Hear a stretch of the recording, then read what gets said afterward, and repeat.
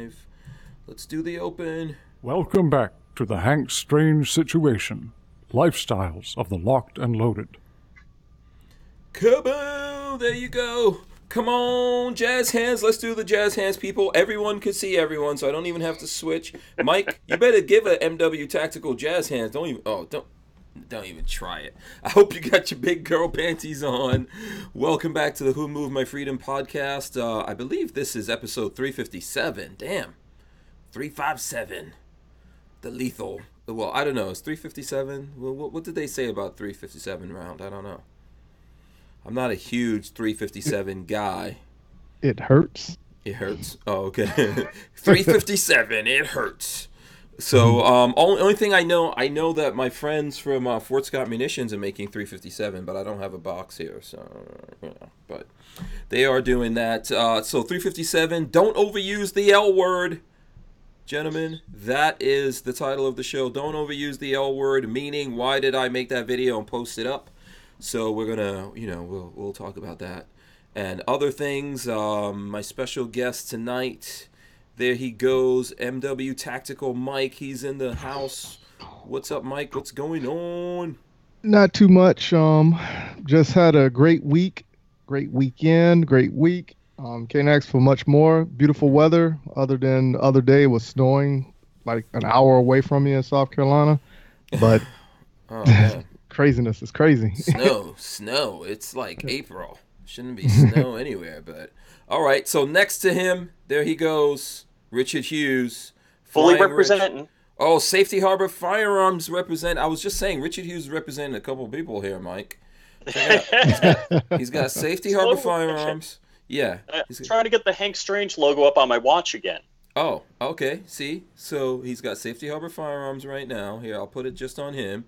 He's got the Tyven Show hat and Safety Harbor. I hope they're giving you money. We were just talking about that behind the scenes. Is there something I don't know about? Yeah. Tyven Show, you need to send Richard Hughes some kind of money because he's definitely rocking your hat. And Walter, well, I guess Walter is going to say that payment was the T-shirt. Knowing Walter, I mean, that's how he goes. What about Wait, you get free T-shirts?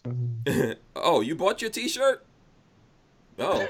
Hey, you know what? I got to say one thing about Walter. Walter has got to be the most generous guy on the planet. Because only thing I've given to him was the money for the T-shirt. I get to shoot his 50 cal. I get to do all sorts of things. I shot his Sten guns. What a nice guy. He is. He's a good guy, man. He's always sharing firearms and a whole bunch of other stuff with the world. I think right now he's doing some chores. That's why he's not here tonight. So either that or he's ducking us. So I don't know. He's at Hooters. Yeah, he's probably at Hooters for sure. I guarantee you. He's if he's not at Hooters right now, he went to Hooters today. So and then Mike, I was asking you if we can get the Tyven Show to sponsor you when you're shooting. Are you down with that? Will you wear the Tyven Show hat while you're shooting? It depends on the and what is it going to take? What is it going to take? Yes, it all depends on the stipulations, but if it's worthwhile and it's for a good cause, I will wear it. Oh, okay. I don't know if I could say Tyven's a good cause. What do you say, Richard? Is Tyven?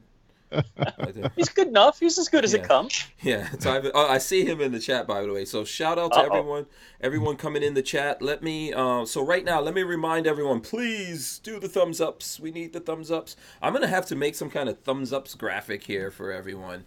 I just haven't had time to get that done, but I do need to make that happen here. Let me get this chair out of the way because I'm standing. This is my workout, by the way. Every day I work out for 2 hours. That's hardcore right there, man. Who do you know that does 2 hours workout? Basically just standing. And like my wife. Around. She'll kick your butt. Standing just the workout? Yeah, doing the show. Standing and talking. That's my workout. So please, thumbs up to my workout plan. So far, I have probably gained like 5 pounds. But just standing and talking. Gained. I said gained. Oh, gained. Okay. Yeah, gained. So please do the thumbs ups. We appreciate that. If you're not subscribed, please do subscribe to the show, to the podcast. This is Lifestyles of the Locked and Loaded. If anyone's looking at it anywhere else or listening, lots of people listen to us. We're on iTunes. We're all over the place. So please do that. we appreciate we appreciate that, and ring the bell so you can be notified. Okay, very, very important. Also, I want to shout out right down here, Franklin Armory. I don't know how to. This thing is like reverse. I got to figure out how to read the reverse thing. But right there, Franklin Armory sponsoring the show tonight. Thank you so much for Franklin Armory for helping us to bring the noise and the trouble to the people. I don't know if you guys have either of you guys used anything, or do you guys own anything from Franklin Armory? You know, I shot some when you brought it out, and I was at the Iraq Veterans shoot, and I should have picked some up there. I should have picked up some 45 and some 9 and some 380 for my carry guns. Oh, okay. No, Franklin Armory is the guys that they make the binary triggers, Richard. Oh, I'm on the wrong. Fort Scott is the guys that make the ammo. Yeah, Fort Scott makes the ammo. Frankly, I know I get confused with that myself. So, Fort Scott's the ammo. Franklin Armory, they make guns and stuff like that. So there you go. Now Andrew gave us $1. Thank you very much, Andrew. Respect to you. Thanks for that. He doesn't say, he just says that he gave us $1. Thank you. We appreciate it. Shout out to Gunstreamer as well. Gunstreamer's out there. I see them. Pistol Packing Mama Corey Williams is out there. Shout out to her. I see, let's see who else I see in this thing here. I said Tyven Show is out there. Let me see. Can I go down here real quick? Do you guys see anyone that you recognize? Let's see. Mike, do you see people that you recognize you want to shout out before I do shout outs? I see Gunstreamer. I saw Vanessa Kitty. I saw Catherine Music Lover. Mm-hmm. Who else I see that I recognize in here? Armament and Axis. Brian Wyatt. Richard Hughes, of course. He's right here. Of course. Yes. Of course. And Tango Hunter. Tyven should pay Richard Hughes $1 every time that the logo shows up, which it's there right now. So I'm just trying to make Tyven go broke. Mr. FNH. Okay, Mr. FNH, shout out to him. Do you see anyone out there, Richard? You want to give some shout outs? Well, all the peeps you talk about, Vanessa Kitty, let's see, RTS guy, want to shout him out. Mm-hmm. Who am I missing? Of course, there's all the regular Strangeaholics. Gunstreamer, I want to say hi to those guys. Okay. Boss Hog. Okay. Where's Flopping Garbage? Is he in it? There he is. Hey, Flopping Garbage. Yes. Shout out to Flopping Garbage. I see Jade Grew, Randy Peacock, Vanessa Kitty's out there. I think I don't know if we said Christopher Williams, but we should definitely mention him.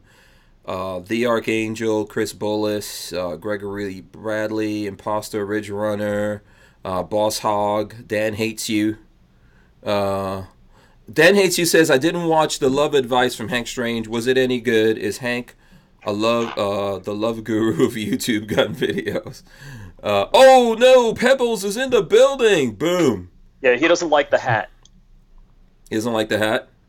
Nah. Okay, he's looking He's good. not a Pebbles. fan of hats. Pebbles looking good, looking very green, man. Right? You gotta respect that, right?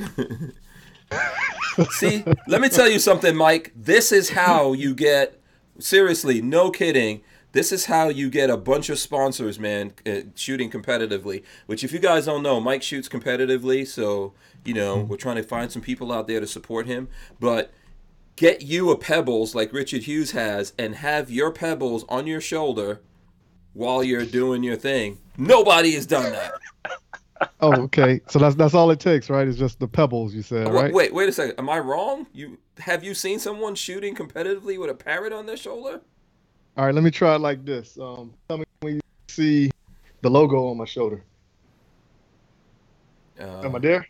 Am I there? No, we don't see it. You're gonna have to turn the other way. Oh my goodness. Sorry. How about this? No, I don't see a logo on that side. All right, let me go like this then. oh, that munitions weapon. Okay. All right, I see it. Yeah. Okay, Smarty Pants. Hey, but I have on my proper hat. Yeah. Okay, let's see. Let me see. I'm trying to go through here. I don't know if I missed anyone. If I missed anyone, please let me know, and I will shout you out. There's a whole bunch of things going. I see James Miller's in here. Let me see. James Lawson. CB, I think I said CB. YNH. Peter Machuco says what's up. Shout out to Peter Machuco.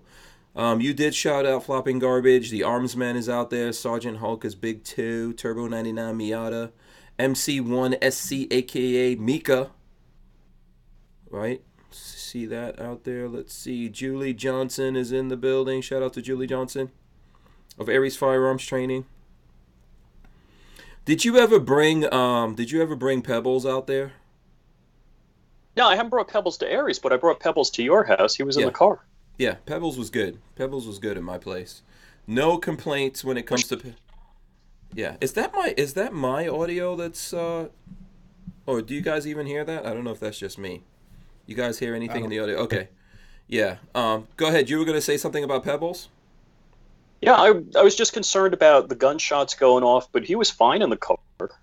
And so I'm trying to figure out. I'm going to be going to the Creator Summit on May 19th, and I'm going to have to drive from here in Orlando, and I'm going to have Pebbles with me. Mm-hmm. So I don't know if I'm going to keep him in the car or get a hotel or what.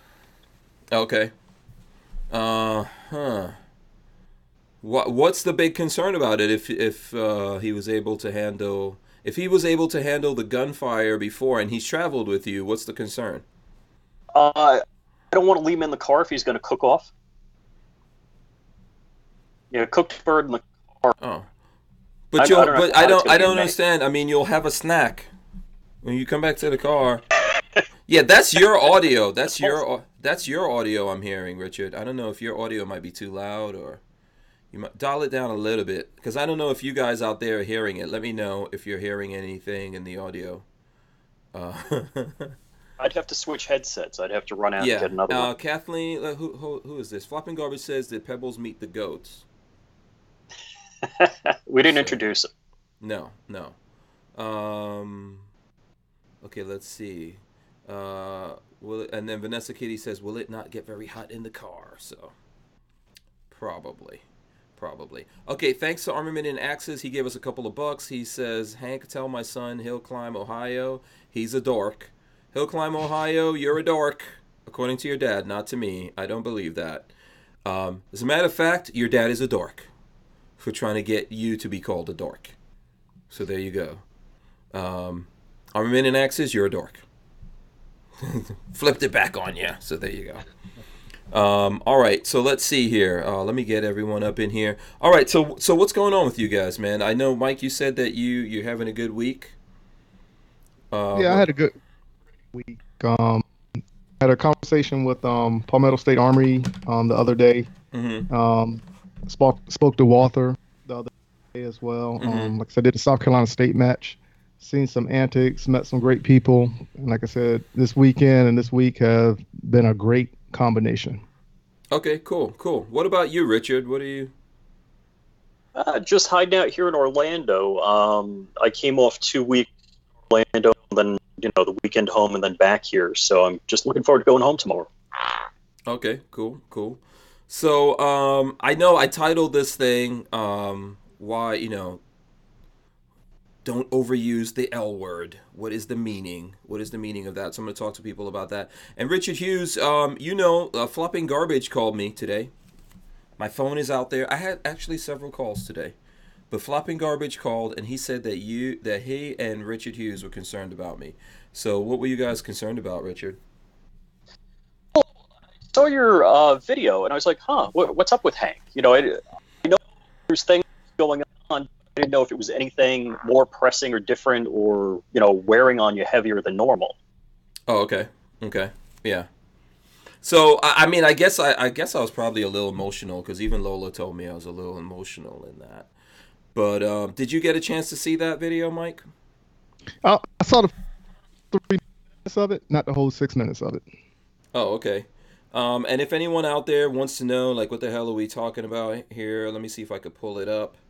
Let's see, how do I do this here? I will bring up my phone right now. Boom. That should switch my phone, and then we'll play it. I don't know if you guys will hear anything. Let's see if the audio rolls in here. No, I don't think the audio rolls through. So you guys you're going to miss me singing. Basically, I was singing. So I was singing in there, and I was singing. Who is it that did that song again? Stevie Wonder. You know the Wonder. yeah the I just called to say I love you, and I mean it from the bottom of my heart. I'm messing around now even more than. So how was my singing? Did Pebbles like my singing, Richard? Pebbles likes my singing, so if he likes my singing, he's gonna like yours. Oh, okay. What about you, Yeah. Mike? Was it doing anything? Uh, it was That's a good. rendition I will cut out and send to America's funniest video. Oh, thank you so much for that. I appreciate that. Hey, Yeah. hey, everybody will see it though. Yeah, listen. So the reason why I did that is because obviously, the beginning of the week, I made a post about the whole the TGC panel at the NRA, and then there was some other drama and stuff like that that came up. I mean, really for me, I think I've explained it a cajillion times. I think the position that I'm in and the people who support me, who follow me from all walks of life, ask me about that thing all the time, and I figured I'd put it out there because it's been going for several years, and I think folks want to know, right? I think, as a matter of fact, Mike, I think you've asked me about that. Actually, it was last year in Dallas. I asked you about it. Yeah. So, that's why I put it out there, and I think people wanted me to do something about it. That started a whole thing. It got even more complicated than that, to be honest with you, because of some other things that got tied into that whole situation. And I think one of the things that I find is that, from my point of view, we're always saying in the gun community that it's for everyone. Do any of you guys disagree with that? Okay. No, I fully agree. Yeah. So we always tell people that, this is for everyone. This is why you got to fight for the Second Amendment. It's for everyone. And, I believe in that. I think that it is for everyone. And I think that's why I asked that question, because we can't just ask those people out there to fight for us. What happened? Oh, did you just send me a message? Richard, did someone just send a message in here? No, Okay. no, I had recording going on and I clicked it off. I was clicking. Okay. Yeah. So here's the thing. We can't just get out there, in my opinion, and say, okay, everyone fight for the Second Amendment because that's true. It's for all of us, and all of us need to fight for it. I think when you look at things like what's happening right now with this magazine ban, not magazine ban, we're looking at the bump stock ban. That alone, it reminds me, I was just telling someone this, it reminds me of back in the 80s. I don't know if anyone here is old enough to remember that in New York, Richard Hughes, you should remember this, New York 80s. Do you remember what they were doing in regards to crack cocaine, and how many years you got for being caught with a vial of crack cocaine, which is a little tiny thing? Let's see. I forget what the Rockefeller laws. Yeah, That was the Rockefeller law. Rockefeller drug minimum laws. Yeah. They're putting you away forever. One little And vial, actually- 20 years. 20 years. Yeah. And lots of people went to jail for that. One little vial of crack cocaine. I'm not saying crack's cool. Crack is whack, just like everyone said in the 80s. 100% agree with that. But I think that's a similar thing to what's going on now, right? Bump stock ban. All of a sudden, piece of plastic, machine gun. Nobody can own it. We can own machine guns. If you think we cannot own machine guns, today we can own machine guns if we jump through hoops and follow certain things, right? We know people that are in possession of machine guns like Walther. It can be done. Okay, but this piece of plastic became a machine gun. What was it, March 22nd? Right? Something like that. Yeah, Yeah. it became a Yeah. machine gun. If you're in possession of one, it is 10 years and a $250,000 fine for each one that you're in possession of. Who do you think's going to jail for that? Do you think that And one they don't like. if Jussie Smollett gets caught out there, do you think he's going to jail for that? Not at all. Not at all. If Jeff Bezos from Amazon gets caught with one of those, do you guys think he's going to jail for that? He's Nope. Yeah. But who's going to go to jail for that? You and one of I. us. Yeah, the regular guy out there, the hardworking guy, the people that don't have the money to fight back and get the expensive lawyers and all that kind of stuff, they're the ones that are going to go to jail. And those are black people, white people, men and women, all kinds of folks out there. And that's the kind of stuff that we're going up. So yeah, I agree that we all need to fight for the Second Amendment.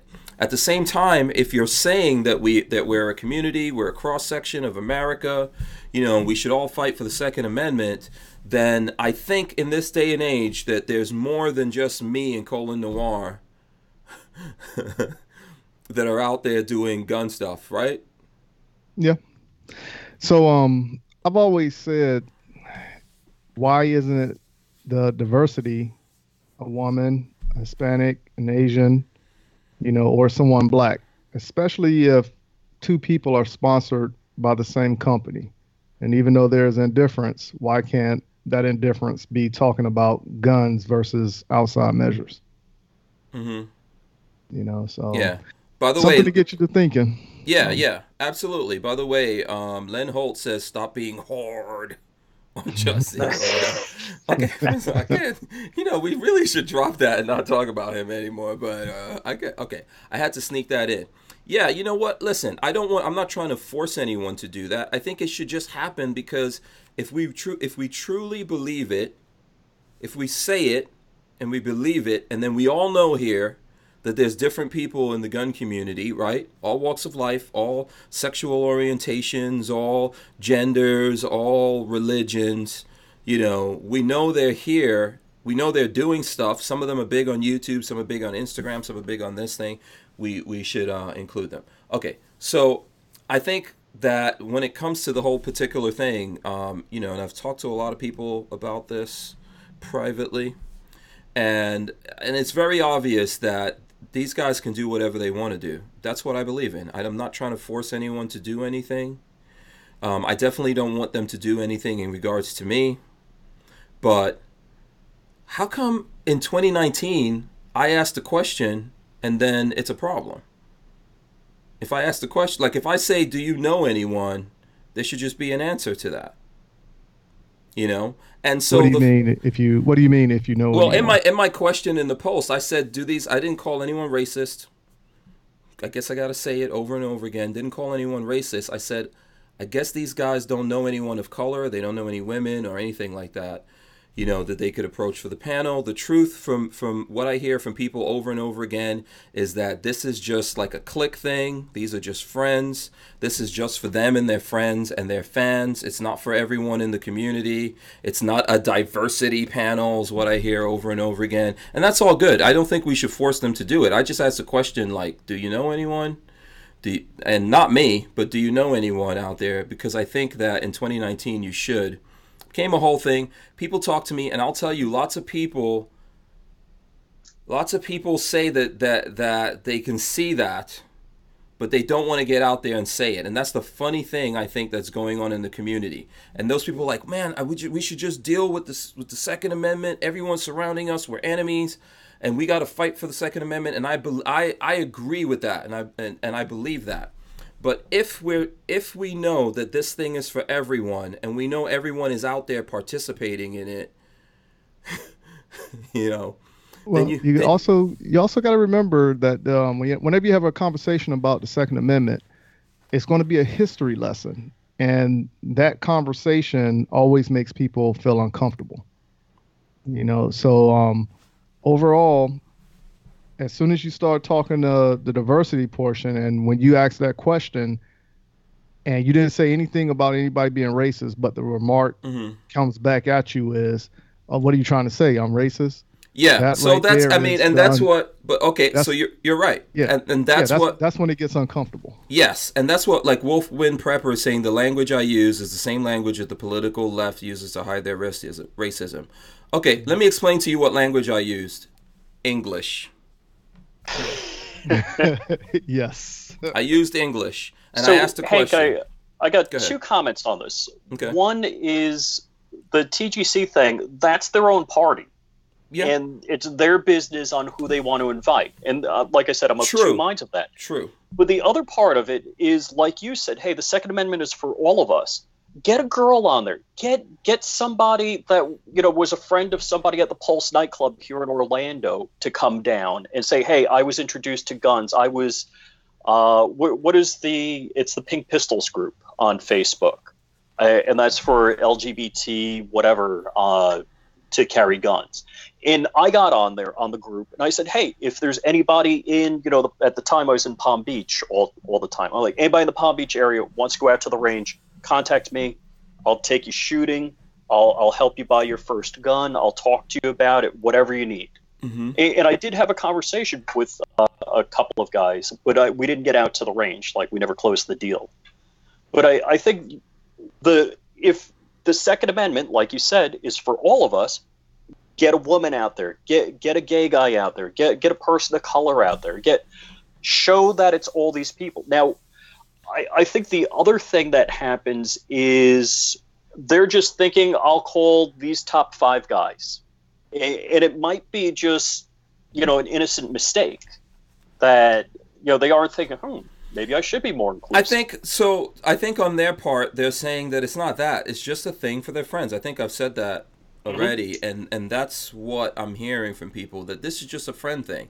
This is like who they know. These are their friends. And so the answer there is that they don't know. And here's what I'm saying. Like, you might say do that, and you have said do that. But that's you. And I think at the end of the day, that's not them. They don't think in that way. And when I ask the question, I'm not trying to force anyone. I'm not trying to use the language of the left or anything like that. I just ask the question in English.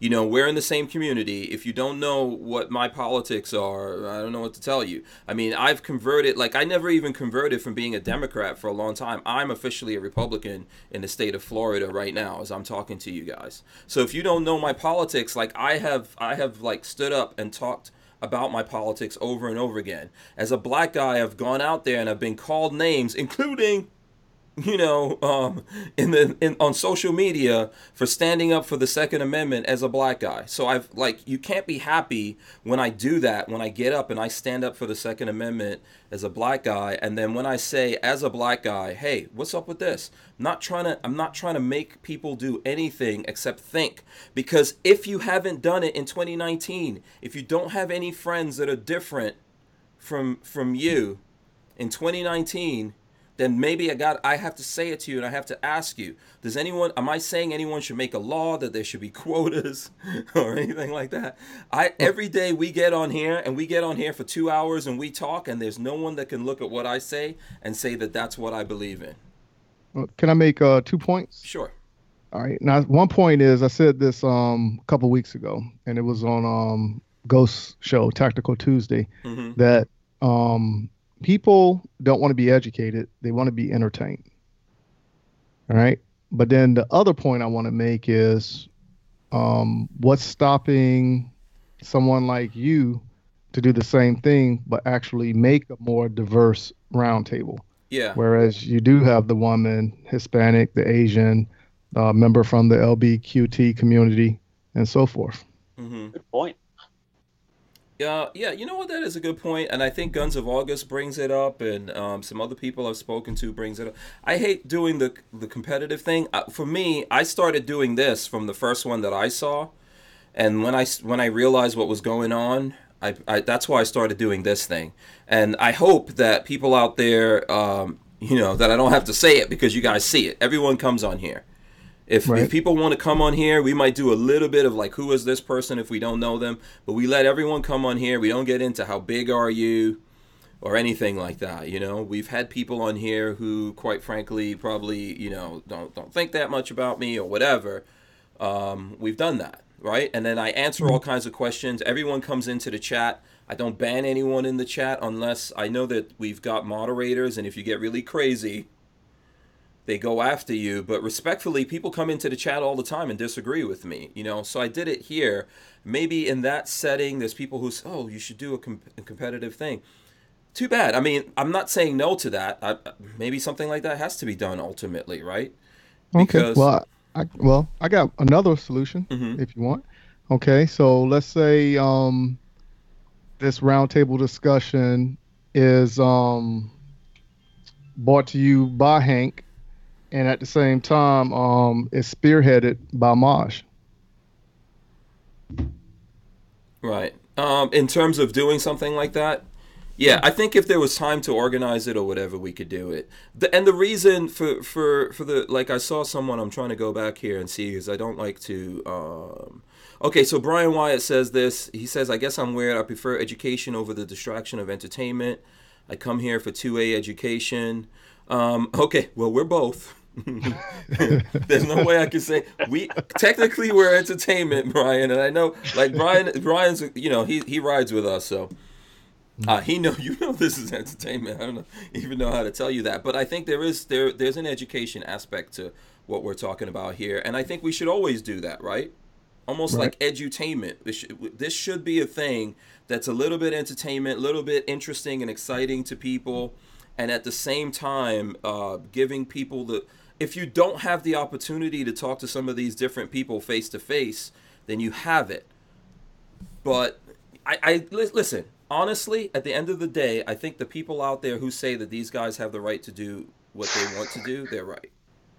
You know, And that's a true statement. Yeah, that is a true statement. That's Yeah. their entity. That's their organization. That's what they put together, so they can do whatever they want. But if you're gonna do something like that on that platform, and if you're saying, like you stated, the Second Amendment is for everyone, then make your program so you can have those numbers that everybody can now pull together and talk to people of the government and make the fight the fight. Yeah. But you know, and what I would say is, it's probably not that I have to do it, and I'm fine helping or playing a part in that. I think we probably all have to do it. And it's not it's like, I wouldn't do something to make it a spiteful thing against anyone else. We have to do it, because if we're all asking this question and we're coming to this conclusion, and that is not the forum for it, then maybe we actually probably do need to make a forum for that, to be honest with you. And I was even saying to someone, like, why the hell, look, I don't even want to go to the NRA this year. Do you know what I mean? Because I'm sick and tired of the bullshit from the NRA. Because of the fact that it has NRA on it. I like going to the NRA show because I get to meet people. I like the show because it's built around people, so I get to see all these even when I don't meet people, I get to stand back at a booth and watch kids and families and all kinds of people come in and see what guns they go for. And that's exciting to me. I love to watch people. I'm into patterns and things like that. But also at the show, I get to meet the folks out there who support me and all that kind of stuff, right? And the people who come to the show, they get to see all these guns. They get to see people like myself and all the other gun tubers, or whatever the hell we want to call them out there, you know, the folks on Instagram and all that. So I like that part of it. I don't like the NRA part of it, because what I just said to you about 10 years and $250,000 is a door that the NRA opened without a doubt. No one could argue that. Mm-hmm. And that makes me mad. Yeah. Yeah, I agree with you. And I also say this, even though you see the change in the government, right, that same change is happening with other organizations that are like the NRA, because of the change that's coming from behind closed doors that we don't see. You know, so it's like one hand washing the other. So, like I said, if you're getting mad about the NRA and the changes they're doing, you got to get mad at the government for the politics that are being pushed, that they're trying to force us to. I think that's true, right, Richard? That's true. I agree with that. Well, so the thing that I'm always caught up in is Chris Ann Hall says this all the time. She's got a slogan, I forget the whole thing, but it's principle over personality. It's like, look, I might like Mike, I might like Hank Strange, I might like, fill in the blank, but they do something wrong, I'm calling them out. And I think the problem is all of the gun control, there was going to be no gun control over Obama. We were ready to go with torches in the street under Obama. But when a Republican does it, we just roll over. It's like, do some more. That's true. That was Reagan. We had the gun control with Reagan, and now we got some gun control with Trump. Yeah, I feel like politically, most people out there need someone to fight that they can view as the enemy. And right now, for whatever reason, people can't look at Trump and say that he's the enemy, even though he gave us this ridiculous, I don't know, is it a law? Can that actually can the ATF actually make a law that the citizens of America have to follow? Does the ATF have that kind of power? According to the Constitution, no. Okay. That's not how it's supposed to work. Yeah. Mm-hmm. Yeah. So, yeah, listen, to get back to the whole thing, I think that from my point of view, I'm frustrated with this whole thing, and I want to let it go. That's why, like, I see people saying, hey, you got to let this go, and I agree with that. That's why I made the video. But the reason why I was talking about love in that video is what's funny to me is lots of people want to tell me, either call me, text me, whatever, and tell me about love. Oh, we love you. And I'm not saying you guys. I'm not saying the folks who support me. I know who supports me because I talk to you guys all the time. And, you guys are here and the two of you don't always come on the show, but I always hear from you guys and all that kind of stuff. So I know who actually really loves me. But the people who just want to call me up and tell me they love me, and then say move on. it's kind of aggravating because what we should do is do something about it so I don't have to ask the question next time. We should just do something about it. We should do it outside of like anyone else. If we know it and we see that it's there and we acknowledge it, let's do something about it. And even to the extent of like the NRA annual meeting itself, I wish we had another meeting somewhere that everyone could get together and the companies could be there. And the people could be there, right? And it had nothing to do with the NRA. Like the Lola meeting. Guess what? Mm-hmm. Let's make it happen. Yeah, I really wish we could. I wish we could. That's a way. I'll be willing to work with anyone on that. There's no one in the gun community that I would say, no, I'm not going to work with on that. Because I think if we did that, then we could all be there. We don't have to talk to each other. We don't have to hold hands and sing Kumbaya. Nobody has to drink any kind of Kool-Aid or anything. I say let's put it in motion. I think what you're talking about, I think that takes more than a year of planning. So I would say in 2 years, make it a deadline within a 2-year time frame. Yeah, maybe in a couple of years. So Dan Hates You says, Hank, I love you, but move on. You don't love me, Dan. Don't even try that. Dan Hates You says party at Hank's. No, that's not happening. But it's not easy to organize something like that. So first of all, that's the super truth in there, right? Kathleen says she loves Richard's parrot. Okay, do we have to go? Where is Pebbles? Is Pebbles there? He's back in his cage. Yeah, and YNH says this has been the plan all along, right, Hank? No, I don't have any plan. I don't do things like this with a plan. I did it. I think if you guys need someone to tell you, I think Mike just said it. Mike's asked me. Lots of people have asked me, right, Mike? You've probably witnessed other people asking me. Well, I'll say it behind the scenes because I don't like to put my business out there, personal business. But something took place at NRA that Kevin Dixie was privy to, and that was part of the conversation we had at the cigar shop. Mm-hmm. Okay. And that's what led up to the multiple questions of why you're not there, and if this is stated for this reason, okay, let's make a change. Of course, when you hold the conversation with those guys one-on-one, they'll steer the conversation so they can tell you what you want to hear. But after that, it never happens. Yeah. So, okay. I mean, listen, I think ultimately the truth is if we do need to, we got to have some kind of communication with each other so that we can move on. I think that's the thing. Because really here, what we're fighting for is to get America to realize that there's a lot of bullshit like this coming. Oh, yeah. Right? This won't be the only thing. So the next thing you know, within your household, you're going to have multiple things that people could hit you with. And now you're a felon. And you're going to spend serious time in jail. And you're going to owe the government, not a company, not a credit card company, you're going to owe the government a lot of money. There's no way that's a good thing. And we have to get everyone on board with that. But some of the people that want to come on board with this, they have issues that have to get resolved. And I think that's just the thing. If anyone's worrying about me or whatever, this is not like, it's not really about me. Like, I'm not really wanting for anything. All I want is like my wife to be happy, my children to be healthy, to be able to shoot my guns, drive my cars,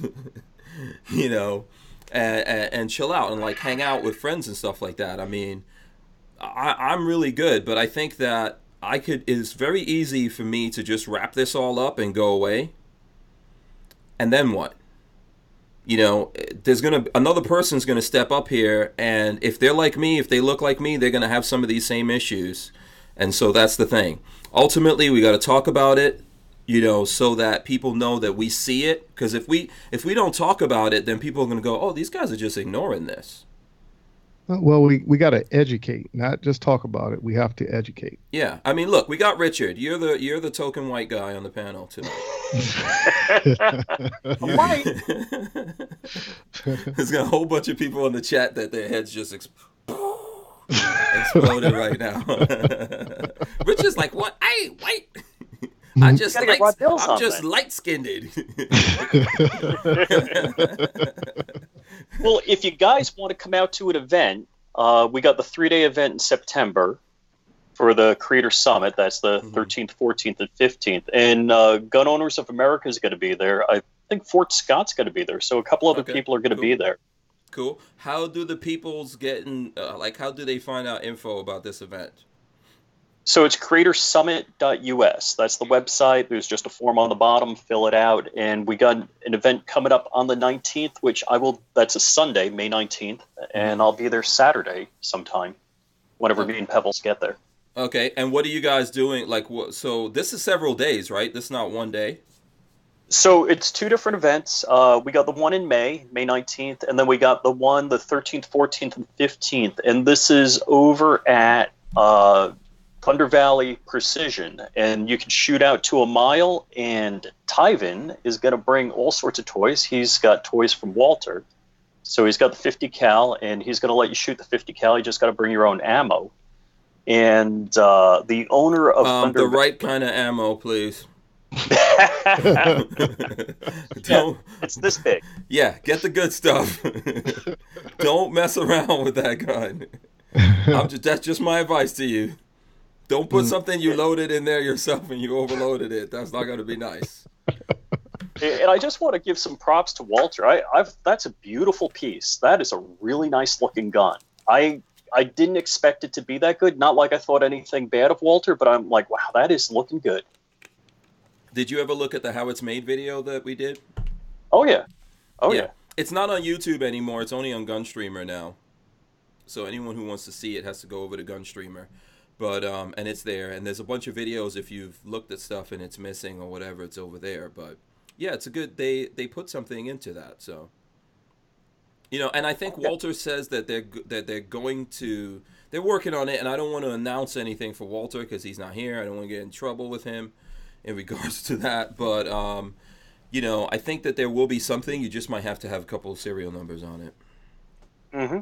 So, if there's some floating around out there. On a deal. Okay, he's working on a deal. Go ahead. He's working on a deal with the owner of Thunder Valley. He has all sorts of championship trophies for long-range shooting, and he's going to do some training classes. And I don't know the numbers on the classes, but normally it's like a couple $100. But he was going to train a group of us. I think it was like $40 or $50 a head. Tyven's there, he can tell me. Yeah, I don't know. Tyven, are you in the chat? Let me get this comment out there real quick before I move on, because comments are like flowing here. And shout out to everyone who's here. I'm not even sure how many people are watching, but if you're out there, please do the thumbs ups, okay? We appreciate that. What's up? What's up, Richard?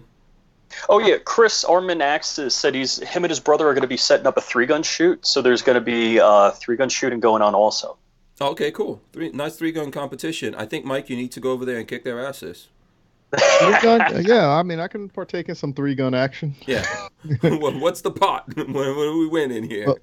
Better yet, now, if I do the 3-gun thing, I'm going to have to borrow your Kel-Tec, because that's my next shotgun I want to get. My KSG? That'll work. That's it, all day. Yeah, that's fine. Let's see. So K-Rock says, despite all the concerns about the 2A, the gun community is pretty fractured. Part of it is location, another is local state interest.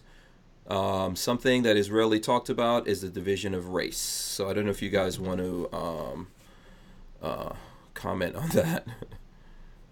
Well, I think that's. Can you say that one more time? Hold on. Let me see. Let me scroll back up here. I should have just popped it into the chat. Let's see. I hope I find it. Well, at least paraphrase it. Can you paraphrase it? Basically, he's saying that the gun community is fractured and we don't talk about it. And I think that he says part of it is location, some of it is race and stuff like that. What do you guys? What do you think about that, Mike? I do agree with him. Race is the separation, and just like I just said to some people in the chat, or the one person I was talking with, like a lot of the big name companies do not want to get behind a message of urban America. All right, because first we got to break down the stigma and the myths within urban America, and then on top of that, it always flows back to education. So a shameless plug that we can do for education is bring Aiming for the Truth to your area with Kevin Dixie. And if anybody wants to bring that event to your area, I do not have a problem helping people with the format of doing that.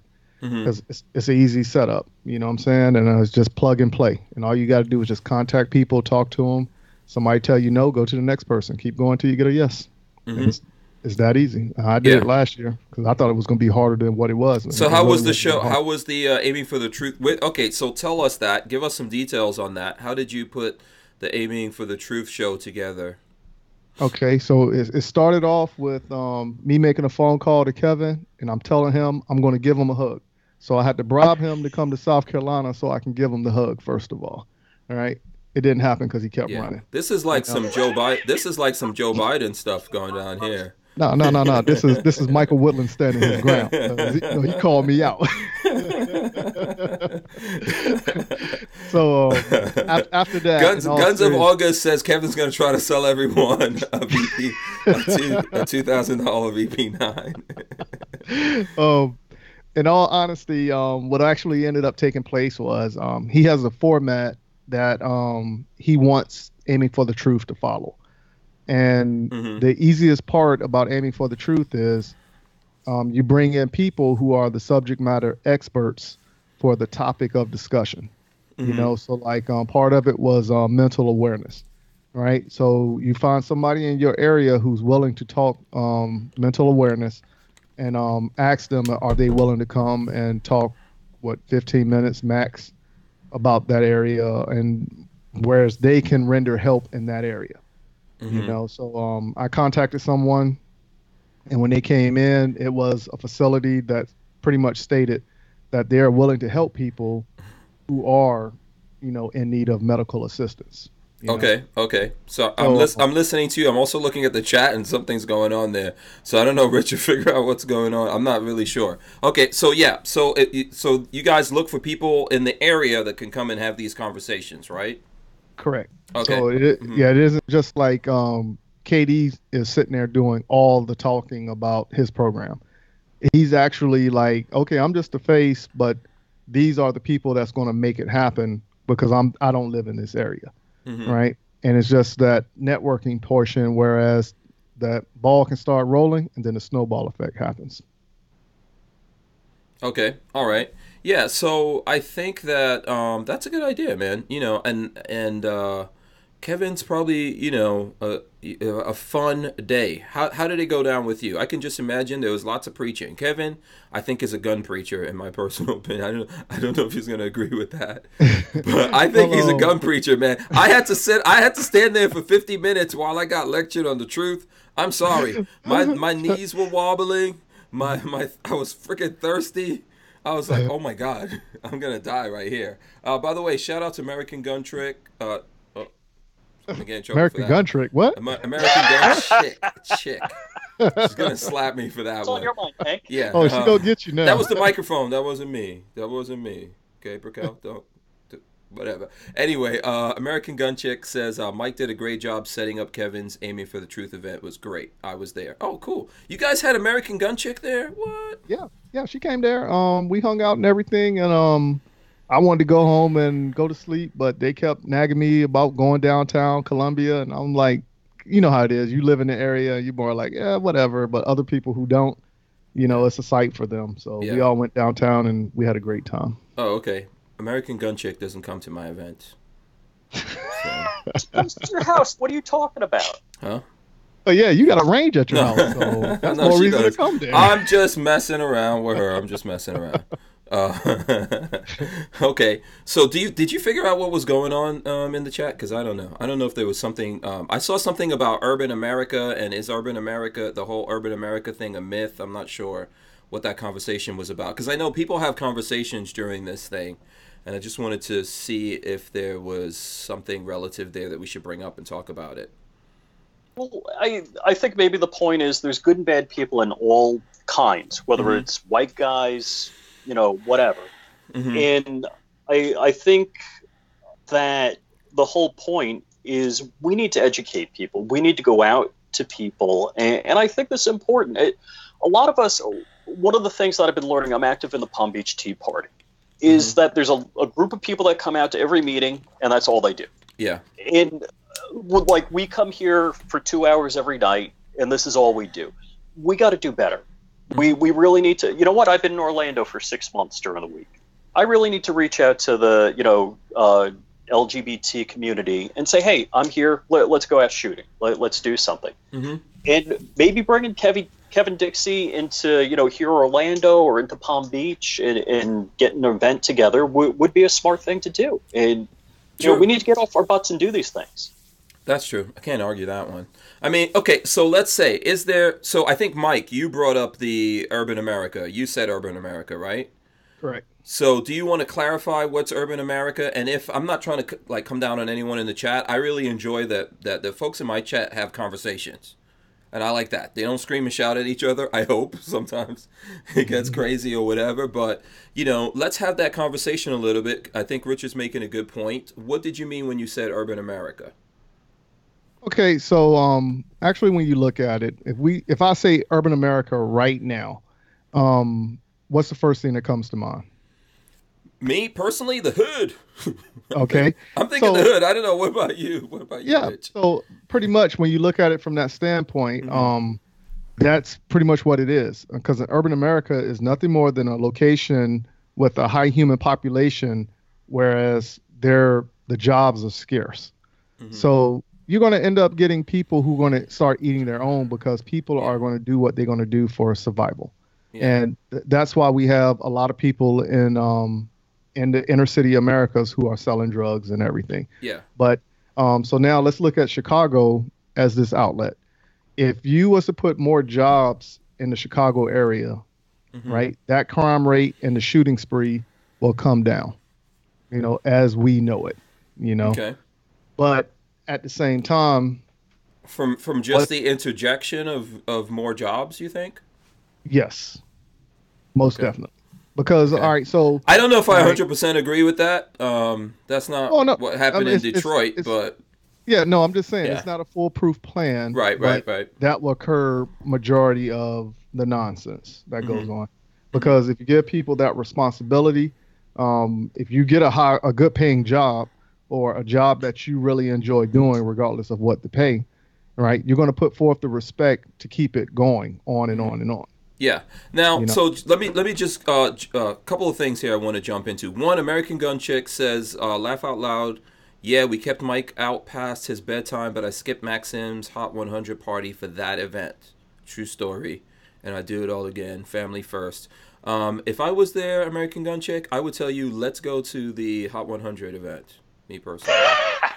Then we'll sneak in, and then we'll sneak back in. But I'm sorry. I can actually say that Maxim Hot 100. The conversations we had when American Gun Chick came here, we should have had the cameras out for a majority of that conversations.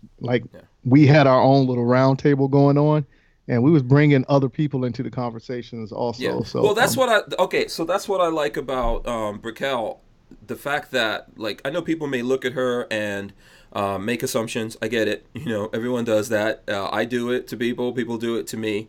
But I think that she's really in this, and I think that she has a genuine story and a genuine opinion. She doesn't try to pretend to be an expert or super tactical or that she was a Marine or whatever. She talks from a very real point of view. And I think this thing matters to her. That's my opinion. She's not paying me, but I'll be happy to get some money. But I do think that that's what it is. And Well, I wanted to say, go ahead. What? no, I was just gonna say when she was here, she was asking a lot of questions, Mm-hmm. and it wasn't just questions about gun stuff. It was more about life stuff, like why we do this, why do people do that. You know what I'm saying? But I think she was just digging to get a perspective of how other people think around her. Also, I think she's intelligent enough to you gotta be worried about the people that ask questions. That's like a sign of intelligence, in my opinion. I think you should ask questions. But I think, Richard, what I was going to say is when we're talking about urban America, I don't know what you think about this. I think that we shouldn't let people believe that we're just talking about black people. Right, right. And, I kind of joke when I was consulting and I'd be flying in and out of West Palm Beach, and there's a whole bunch of trailer parks on the, approach path into West Palm Beach.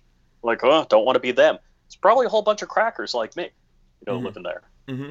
Yeah, I think there's places, as you described it, it's these places that there's a high population of people, but that's not always, that is black people, that's Latinos, that could be, that could be anyone. It could be white people, and it just depends on your demographics in the area. Yeah, the people, as we were saying before, that are not rich enough and do not have enough power to get under or have a shield against all these crazy ass laws the government is making. That's who we're talking about. Right. That's who we're talking about. And those people are setting themselves up when they support lots of people out there. And this is going to shock some people, including Republicans. I don't believe that they should just willy-nilly support Republicans. I'm kind of like saddened that the Tea Party kind of like fizzled out or got absorbed somehow into the Republican Party. It kind of pisses me off because I wish we're anti-Republican Party for the most part. Oh, okay. But did some people split off from the Tea Party and go into the just like get absorbed into the Republican Party? What happened here? There's been a very successful PR campaign to brand the Tea Party as racist, this is that. And that's really what led to the degradation of it. And so in the Palm Beach County, we used to have 3 Tea Party meetings on a regular basis. In one meeting, there would be 1,000 people each month there. Now it's like the biggest meeting we have in Jupiter is like 30 people, and it's the same people every time. Yeah, and I'm the youngest one there. Yeah, and so this is the whole thing of who we're talking to. There's a lot of people out there, and I think that we do need to get these people to understand what's going on. A lot of times they don't necessarily pay 100% attention to all these laws, and that's like evident. And I think that's the reason why you need someone like Kevin Dixie, Marge Teray, us, whoever it is, whatever it is that gets people to come into something. Like I want to see these people, or I want to find out about this. You need to do it, because I've been places and seen like when I talk to people and I say, "Oh, did you know we have this?" They're like, "What the hell are you talking about?" I didn't know they made a law about that. What they made, no one realizes the bumps. Like you see the headline for the bump stock ban, people don't realize that's 10 years. They don't realize it's a $250,000 fine, and that the ATF made it up, and no one in Congress and no one in the White House technically has responsibility. NRA opened up the thing. Trump said, "Oh, maybe you guys should look at this, ATF." ATF said, "Oh, we changed our mind from the last 3 times." Right? And there's lots of people who don't understand it. And I think that that's something that I see that in lots of people. That's not just black people that don't realize that's happening. That's lots of people that don't realize what's happening there. That's Latinos. That's white people. And the very people who the laws are going to be used against, right? Yes. And it's look. I was looking at Joe Rogan, who I think he had on last night. I'm trying to remember her name right now. She was a volleyball player, very tall. I think it's Gabby Reese or something was on there. And they had this conversation about how in LA there's all these Latinos, and with the whole border thing or whatever's going on, and like everyone's worried about that. And she was like, "Yeah, but you guys have power. There's more Latinos here than anyone else, and you're like your own nation." Now I know people are going to have issues with that conversation. Here's what I'm saying: if those people are American citizens, which a lot of them are, if they're American citizens and they have the right to vote, then they do have power. You have to be careful who you give that power to, because those people will put you in jail when they make laws like this. That goes to Latinos, that goes to black people, that goes to white people, to Asians, whoever. Think about who you're supporting. Don't just support people based on color of skin. Don't even support them based on what party they're in. If they make up laws that put you in prison, potentially, then you got to be scared. You got to be worried about them. That they're making up those laws at the same time that other things, they're like, oh no, this shouldn't be criminal anymore, or we should leave people like this alone. Think about that. Well, the whole thing is the easy scapegoat is to make it whereas you can't exercise your right to vote, because if you don't have the power to say anything, you just have to take what's given. Mm-hmm. Yeah, I agree with that. Richard, do you want to jump in there? I know you're taking a look at the chat. It's going like crazy. So yeah. There's a whole bunch of things. The one, I grew up in New York like you did, and my family goes back like 100 and change years, actually in the same darn house. And I was always a 2A guy. I always thought we should have Second Amendment rights, and I knew I'd never own anything in New York. And there was a time, was your family into guns, or was it just you? It's funny. My dad hunted, but he never took me hunting. And as a kid, my introduction to 2A security or handling was, those are my guns. I'm putting them here. If you ever touch them or think about touching them, I am going to beat you within an inch of your life. He didn't exactly say that, but that's the message I understood. He could have used some education, basically. And basically, if for 10 years, if you asked me and my sister if there were any guns in the house, we'd say no. It was like the mind eraser. It just took it out of our mind. They didn't exist. Okay. When I got a gun, I showed my wife and daughter. Always treat it as though it's loaded. Keep the barrel pointed away from anything important. And this is how you check that it's loaded or not. And I made sure they understood how to safely handle firearms. And the first time I heard that, I was working in Louisiana, in Monroe, Louisiana, and one of the guys said his kid was it Down syndrome. He said, every time my son wants to see the gun, I clear it and I put it on the table. He can take it apart. I show him how to take the slide off. This way, they're not curious about it in a bad way that'll injure them. That they have free access to whatever they want, and that they understand how it works in gun safety. That's like anything else, right? I mean, I think if you think about that, Mike, that's anything else, right? If there's alcohol in your house, don't deny your kids from drinking. Let them taste it a little bit, and same thing with same thing with driving. You can't tell your kids, oh, you're not gonna. You have to show them. You have to talk to them about these things, strangers and all that kind of stuff, right? I think that's the point you're making there. A lot of people do that with their children now. Like, for instance, when my daughter was real young, I used to always put her in my lap and let her control the steering wheel, like when I was in a parking lot, But now that she's a little bit older, I give her the option. Do you want to ride in the back of the truck, or do you want to drive? And majority of the time, she's 50-50. If it's a nice day, she'll want to go in the back of the truck. But if it's, kind of cool or, kind of dark, she'll be like, I want to drive. Okay. Yeah. I think these. Go ahead, Richard. I know you still have part of your conscious flow there that you want to. Yeah, I think the big important thing is, one, we all need to become activists. I think people need to be introduced to guns. And I have my daughter's flute instructor.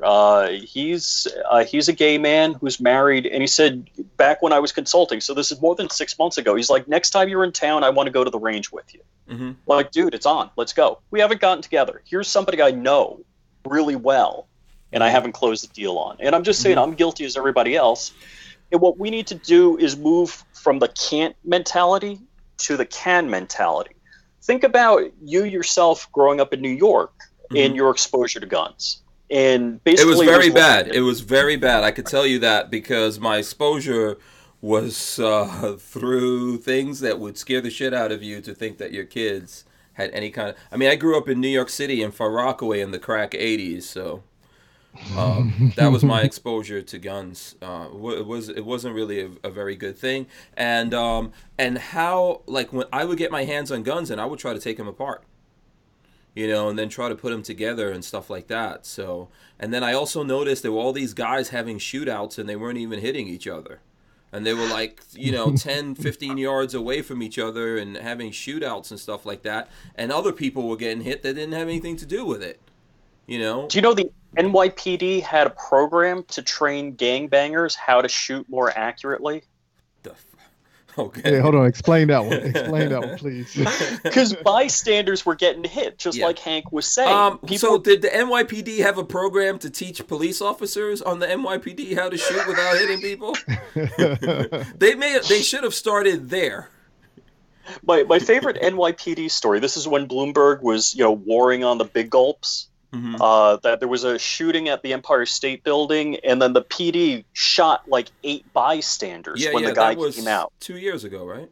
And they said, "Don't worry about it. They all had big gulps. It was okay." Yeah, okay, whatever. Let me tell you something. The whole thing about this stuff, like what we saw recently that was in the news with Nipsey Hussle, right?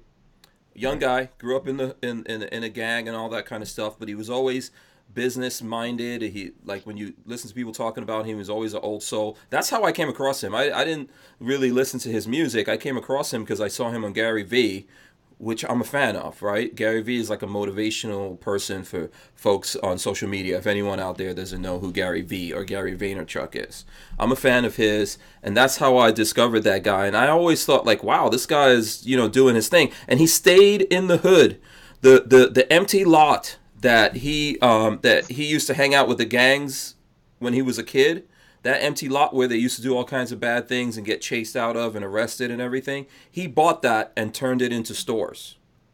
Wow. Okay? And he employed people, and he had he introduced technology into what he was doing. He hired young kids that understood technology. Like he said that one day he was in Starbucks or something, he saw this young kid doing like some virtual thing. You would know about this, Richard. He was like doing something where it was virtual and he was controlling the pad and he was writing some software, I think, for like self-driving cars or something.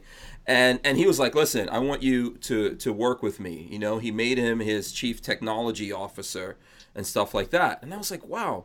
And I think if not the day that he got killed or the next day, he was going to meet with the police department in LA, the LA Police Department, to talk about how they can, reduce gun violence and how they can help the community and all that kind of stuff.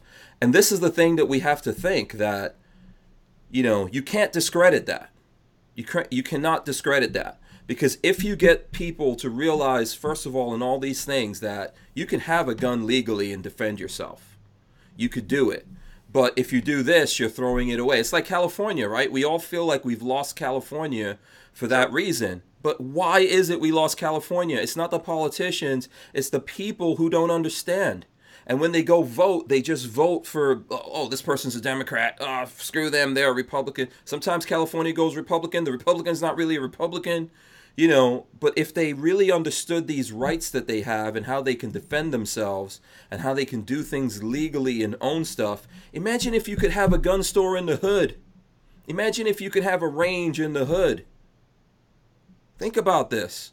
Then you can have people saying, yeah, we don't want to be part of these gangs. We could defend ourselves. We don't have to rely on the police departments to do it or the gangs to do it. That's why a lot of kids go into gangs, right? Because they're worried. Well, I think it's a peer group issue. Yeah. And when I'm always conscious of who my peer group is. Like, hey, I'm hanging out with these people, so this is my peer group. They're a reflection of me. I'm a reflection of them. And I think it's living in the can't. Like, I can't do anything other than join a gang. I can't do anything other than sell dope. I can't do anything. You need to get people into the can. I'm sounding like Josh Coburn here. But that I can do this. Yeah. I think I'm often guilty of it. Yeah, I think, Mike, you could jump in on this. I don't know what your personal experience is, but mine is that a lot of times kids get involved in these things because of power. And there's nothing wrong with power, but responsible power is what we need to teach people instead of irresponsible power. You know, this is like what's missing a lot of times, right? No one gets in there and says, yeah, you know, you could do this thing. You could go to the range and you could do this. You could go long distance shooting. You could be a competitive shooter. There's some kind of power in that. I'm not trying to be, what is it? Hyper masculine toxic, whatever that thing is. But but what it is that these kids are afraid and they think that I'm going to, you know, these guys have power and they could protect me. Go ahead, Mike. Yeah, a lot of it, like I said, both of y'all are right in a sense, but you got to remember, in California, how the gangs are structured. You can have friends in another neighborhood, and just because that neighborhood is represented by a different organization, that's where the beef comes in at, and you know, people don't want you talking to whoever because of the association. You know, so even when you sit there and you look at it, for a lot of people who don't understand gang life, it's hard to put it in perspective because of where you're forced to live. You don't have the money to move out of that area because, once again, it comes back to jobs. Mm-hmm. Said earlier. Yeah, obviously, it's not a simple solution. But what I think is that if the kids, we can't just say, oh, like, look, I agree with what you said. If there was jobs, that could help. I don't think that that's the only solution. Right? Yeah, well, now, in the defense of a lot of gang members, a lot of the gang members that I know are very business smart and doing a lot of positive stuff for their area. It's just the people who are associated with them, where it goes down the line, that's where the negativity comes in at. So you're guilty by association. Yeah. Okay. So let's talk about the enforcement part of a gang. How is that different from a police department? This is the problem that we're dealing with. So if we just want to, like, I know, you know, I don't want anyone to think that this is a simple solution, because there's not. Also, like, it's complicated to do this. But let's talk about the enforcement part. And what I mean by that is, if you live in an area, and I saw people talking about this, if you're worried, like, let's say you're living somewhere and the cops are killing everyone. Is the solution to get rid of the cops? Because if the cops are not there, who's the enforcement? Who's the enforcement in these areas? Is the gangs or the cops? Or both of them, right? And that's what we're talking about. And often I try to tell people, if you are your own enforcement, this changes things. So now if you're a kid, obviously, you know, there's things to that, right? You can't, you know, go out there as a kid and go buy an AR-15 or whatever it is and then become your own enforcement. Get than a salad or a book. Right. Okay. Well, you know, the thing I'm saying to you, though, is there's a lot of places where people aren't able to do that. They're not able to be their own enforcement.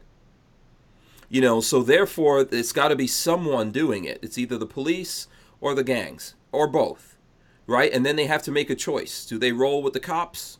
Or do they roll with the gangs? And most of the time in that situation, they're going to roll with the gangs because, you know, whatever, they look like them and all those kinds of things. And I think if we eliminate that kind of stuff, you know, if we change that and you let people be responsible for their own enforcement, you could change things. Isn't that what you saw in the riots when you had, like, the cops weren't there protecting people's property and then you had business owners were protecting their own thing?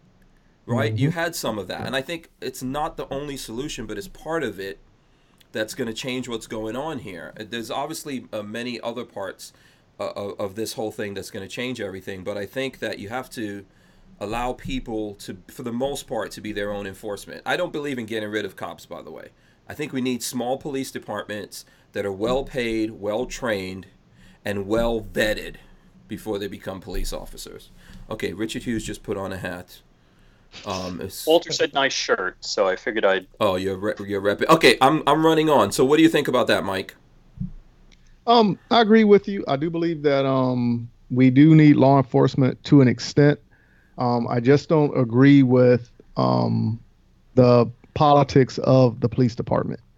All right. The one thing I don't agree with is the constant patrolling of, once again, inner city, urban America, because I think once you do something along that measure, the presence alone is enough to trigger the negative. You know, so you know how some people will just try something, for instance, let's get the cops to chase us, or let's do this to make them react, or and, then it gets blown out of proportion. Okay. All right. Do you want to react to that? Do you have? Yeah. So, way back when I actually worked for Bill Bratton at one company that had nothing to do with law enforcement, but Bill Bratton had a policy of stop and frisk. And the way they enacted the stop and frisk, and some people say that it was, racist or violating their rights.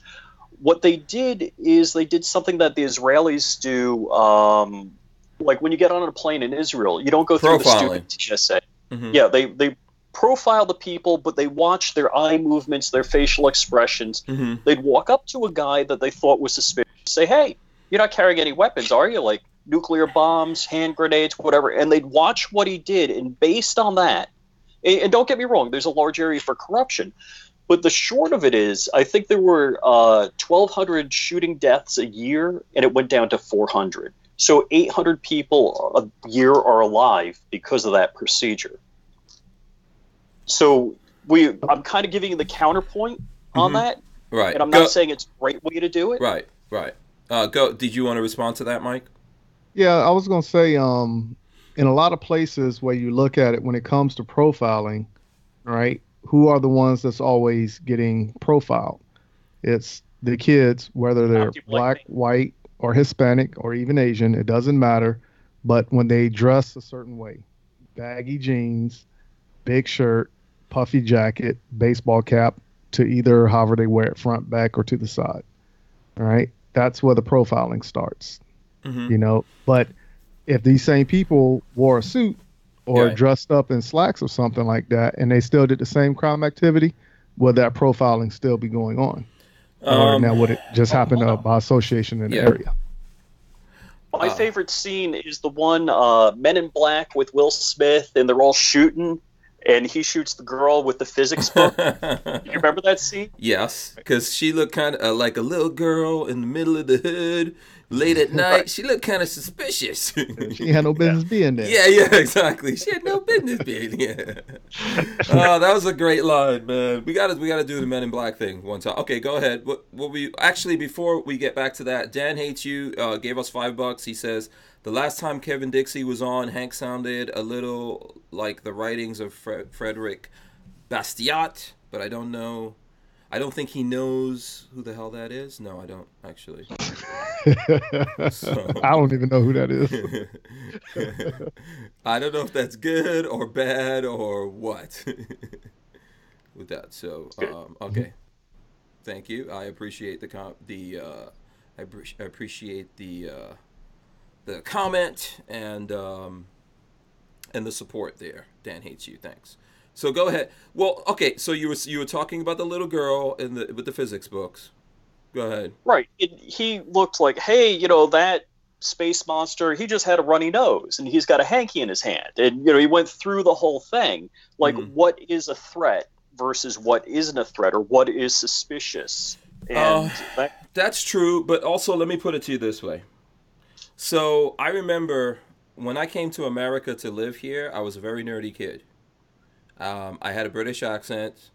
I basically looked like Michael Jackson wanted to look, right? I was a mix, so I had, curly hair, all that kind of stuff. I was younger than a lot of people because when they tested me, I was 11 and they tested me and they figured I should be in high school. So they put me at the end of junior high school, and I started high school when I was 12 years old. Why am I telling you all of that? So, yeah.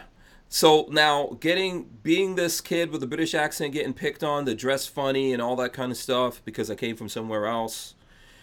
It didn't take, by the time I graduated high school, I looked like one of those kids you're talking about because you adapt, right. Especially when you're a kid, you adapt to your environment. So it's not to say that all the kids on the block, all of them are innocent, but most of them actually are.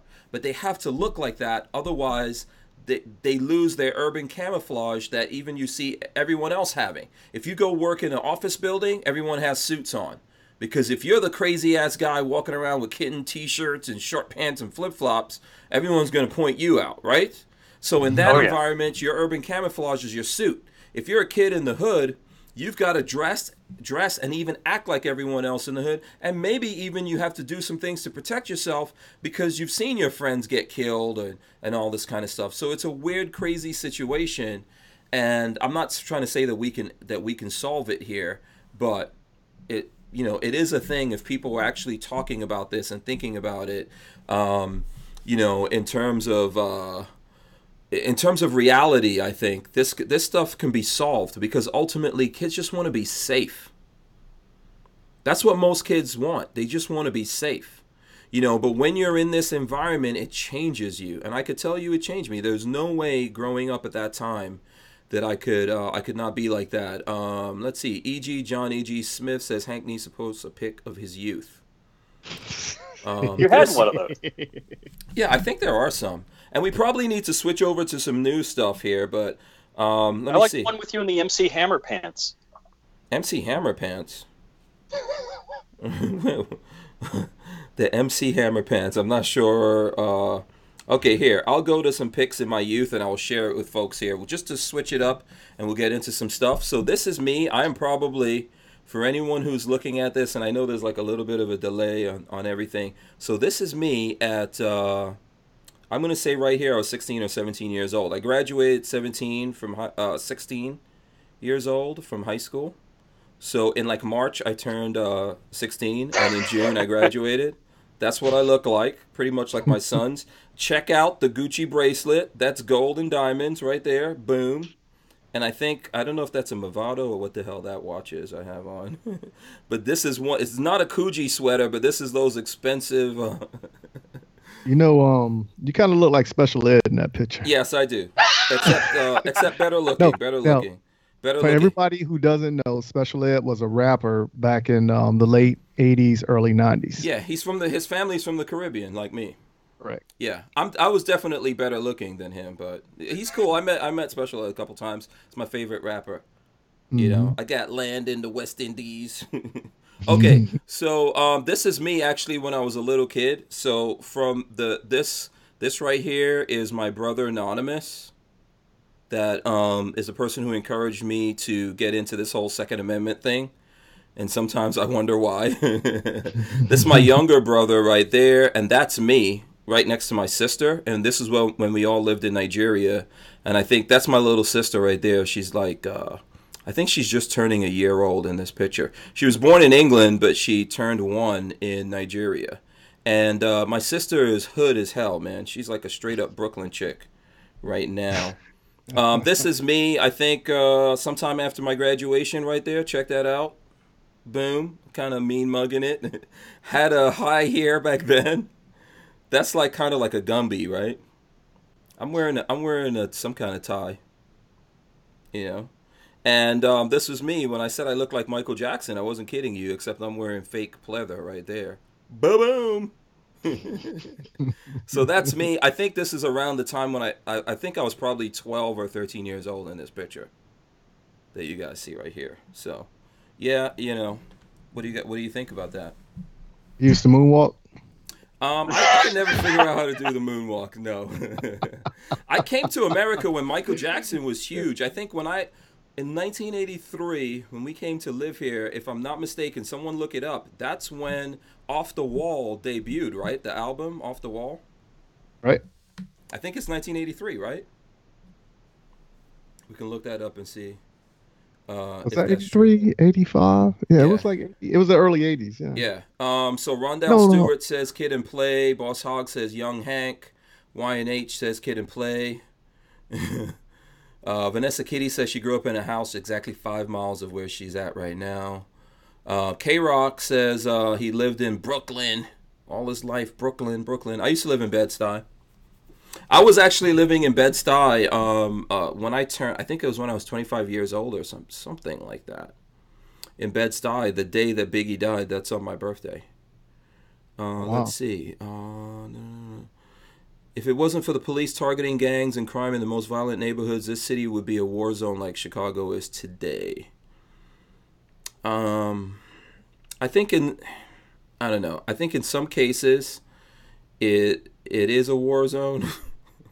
So I'm not going to say that there. I don't know. I think Chicago is probably worse But yeah, Chicago's been like that a lot longer, I would say. I think New York has its issues, and there's definitely gangs in New York now. So, I mean, there's always been gangs. There's always been the mafia and all that kind of stuff, and you know, but yeah, Chicago. What's the worst city we would say in America? It's not L.A. It's probably Chicago, right? In terms of gang violence and all that stuff. I don't know what the worst is, but I know it's a little bit in every place in America. Yeah. Rodney Brady says, I had to pull over. Hank looks like Keith Sweat with Coliseum jewelry on. Oh, the Coliseum. Yeah. How do you know that? Yeah, I used to go. The Coliseum. That's a store, Jamaica Avenue. Right? He says, pardon the misspelling. Yeah, Jamaica Ave. Yeah, I used to rock jewels and all that kind of stuff. And okay, cool. So there you go. You guys got a little bit of. Should we go to some new stuff? I don't know if we're missing any news out there. And C4 Defense is checking in. He says hello from the road on the way to Wanamaker in Tulsa, Oklahoma. Wanamaker. Okay, that's cool. There you go. CB says Chicago in summer is bad. Yeah. Oh, you know what? I've been saying this to Sarge. I watch Mark Dice every morning. Mark Dice, he's like on a 720p camera. It got more subs than all of us. Mm-hmm. So C4, I think it's content. You know, just like real estate is location. Okay. Right. Yeah. I would. I don't know. What do you think? What's the subject that you guys are talking about that comes up? Well, C4 Defense was talking about buying better cameras. You know, he didn't know if he was going to go for the new Hero 7 Black or he's going to get some DSLR set up. And, you know, I think it's all about content. Just, produce the content. I'm totally lame. I shoot everything on my phone. It's either my Note 8 or my Note 4. I'm shooting all my video. Yeah, I would agree with that. I would say, like, when I started doing this, I started on an iPhone 3. But I'm into cameras and stuff like that. So if you're into cameras, get expensive cameras. I think ultimately you can use your phone, get a good phone. It doesn't have to be the iPhone. I think Samsung has some really good stuff. And then I saw the Huawei, Richard. I think I'm saying that right. Huawei has a good phone now, right? They've got a decent phone out there. I think get the best camera that you can afford. And then go from there, you know. And in a lot of cases, you can get free editing software. Start from there. If you're into all this editing and all that kind of stuff, then do it. But if you're not, you know, be straightforward and simple, and just do the best videos that you can do. And just like the big thing about this is do something every day, and then the next day do something else. I make a video, I forget about it. First of all, I have like 20 videos waiting for me to edit. So we shoot. Richard knows, he was with us. We shoot a bunch of videos whenever whenever we're on the range, and then I edit them. But once I edit something and I put it up there, I answer questions for a certain period of time if I have the ability to, and then I move on from it to the next thing. So, what about you, Mike? Do you have any camera advice? I know you're coming from a competitive point of view.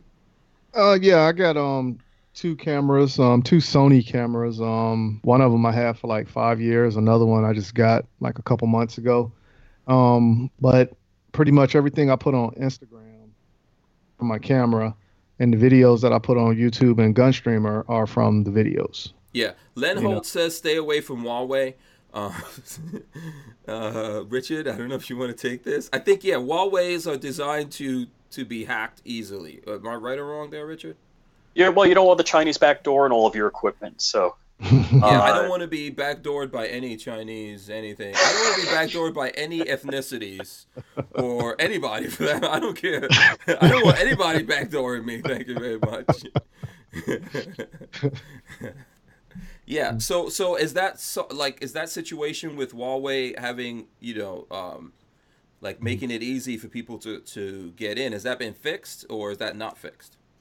I don't know. A buddy of mine does a lot of cell phone stuff, does a podcast on cell phones, and I always refer to him.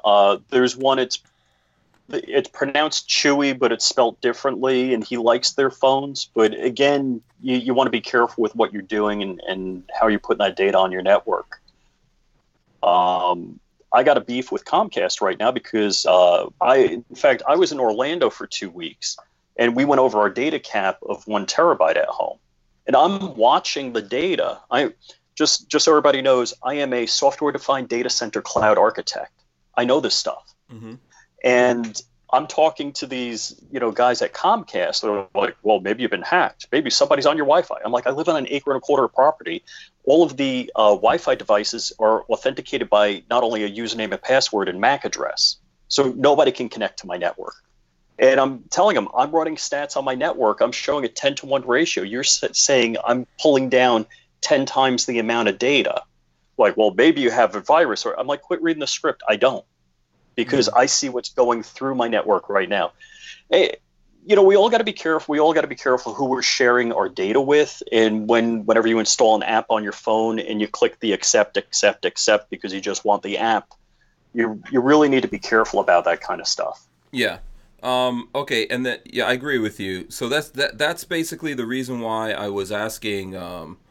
Richard about this. If anyone knows, this is kind of Richard's wheelhouse of what he does.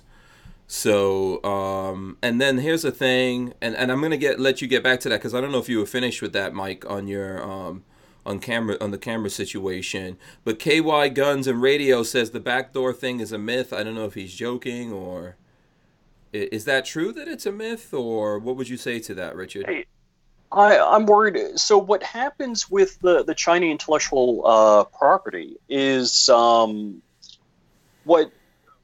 So I worked at the Mayo Clinic, and there's 2 big employers in Rochester, Minnesota. One was the Mayo Clinic, the other was IBM.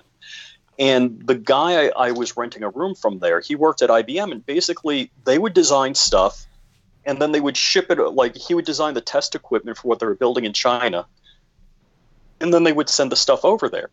And the problem with that is the happy accidents that you learn from doing the entire process aren't happening anymore. Like Scotch-Brite was a mistake. The guy dropped a chemical on a shoe, but he always had copious notes. He remembered the day it happened, looked through his notes, and figured out what chemical it was, and that's how Scotch-Brite was invented. So these new manufacturing processes, if they're going to be designing chips, to use lower power or to a higher density, they may be a happy accident that happens in China as opposed to here. But the intellectual property thing, and Trump talks about this a lot, is that when let's say IBM goes to manufacture something in China, they got to show them the entire blueprint and everything. Yeah, they give it away anyway. So basically the Chinese government gets all of the intellectual property. Yeah, and without any restriction. And they hack people. Like, I know my brother's in IT, and he says that his clients, when they go to China, they come get their computers wiped and all of that, so they're clean. They go for a couple of days, a week, come back, a million viruses on there. Yeah, they have to get wiped again. A burner laptop, a burner phone. Yeah. You don't go with regular equipment. Yeah, they use burners and stuff like that. And let's not forget, I don't know if you heard about this, Mike, but you guys heard that, Jeff Bezos hired a security firm to find out what happened, like how his girlfriend, the situation got leaked. And who was it? It was the Saudis. It was the Saudis hacked him. The Saudis. What? Serious? Yeah. Did you look into that story? Did you look into that story, Richard? I just read the title. Yeah. So basically, what happened was, I think that Jeff Bezos owns Washington Times or something like that. Washington Post.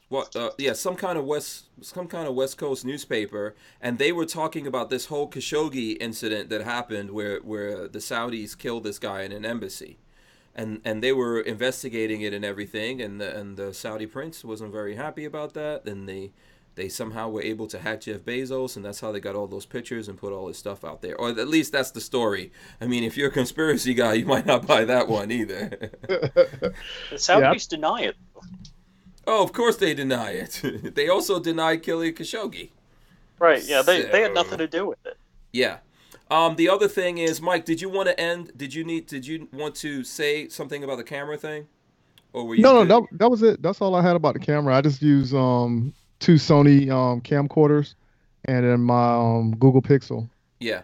That's all I use for social media. Pixel's nice. Yeah. And Scamp 900 says, "Did you mean Scotchgard?" I think you meant. Did you not? Say I'm sorry, Scotchgard. Yes. Okay. Yeah. And so the other thing is, are we missing news on the California magazine ban? Did they put that back in effect? I don't know. I have to. Yeah, I read somebody in the chat said something about 5 p.m. tomorrow, or I think that's what he said. It goes back into effect by 5 p.m. tomorrow. Can someone confirm that for me? One of you guys look that up here. I do have some new stuff that I wanted to talk about. So let me see how I'm going to do this. Okay, I'm going to do it this way. So I am going to go to screen capture. No, hold on. I got to go up. I'm on the wrong thing. Here. Okay, let's do this again, and I'm going to go to screen capture just to show everyone. So right here I have the Australian, and it says Australian military supplier drops U.S. gun sale. And it's basically talking about the arms company making the Australian military standard issue assault rifle has dropped plans to sell a semi-automatic versions to civilians in the United States. And this is all because they feel like we shouldn't, So today, a sales spokesman said the company had dropped plans to sell any of the rifles to civilian markets on ethical grounds. That's some bullshit right there. What do you guys think about that? I mean, that's like a bullpup thing. I'm trying to see if I've come across it before. It's from Walther Arms. So, have you guys ever heard of the Walther Arms? No, I never heard of it, but yeah, basically they think that we can't have this rifle because we're. Yeah, I think everybody who has something to do with the decision process of a firearm, they should make it mandatory for them to go to some form of a class and the range and do the shooting aspect so they can understand a different perspective of it before they make a decision. Yeah. And that's the problem. Like, we have people that have no clue. I heard on Fox, it was like the Fox News radio break in between shows, and they say, oh, the bump stock turns your gun into a full auto machine gun. With one trigger pull, you can dump a mag. I'm like,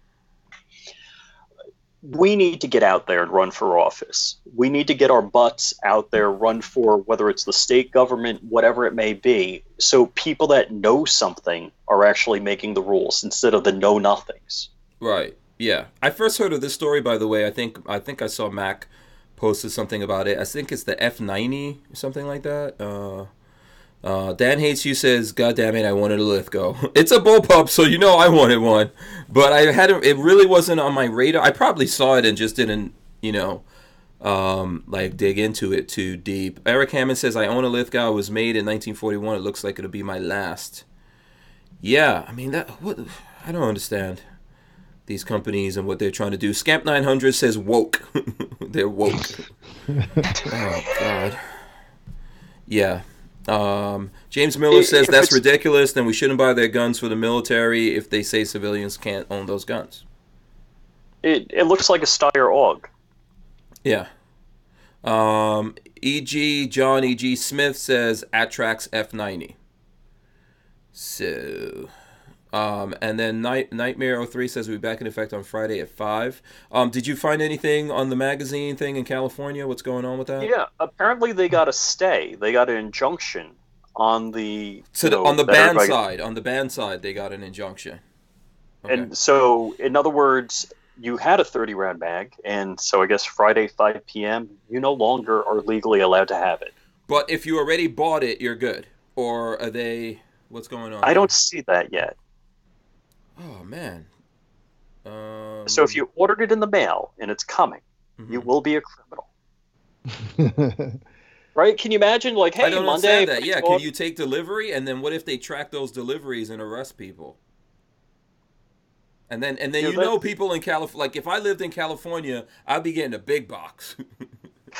It'd be like 100 magazines. Yeah, 100 magazines coming inbound. Sam, go ahead. Your grandchildren will be in jail. You're going to get so many years. Mm-hmm. Yeah, Sam Gall says Lithgow just virtue signaling. Wow.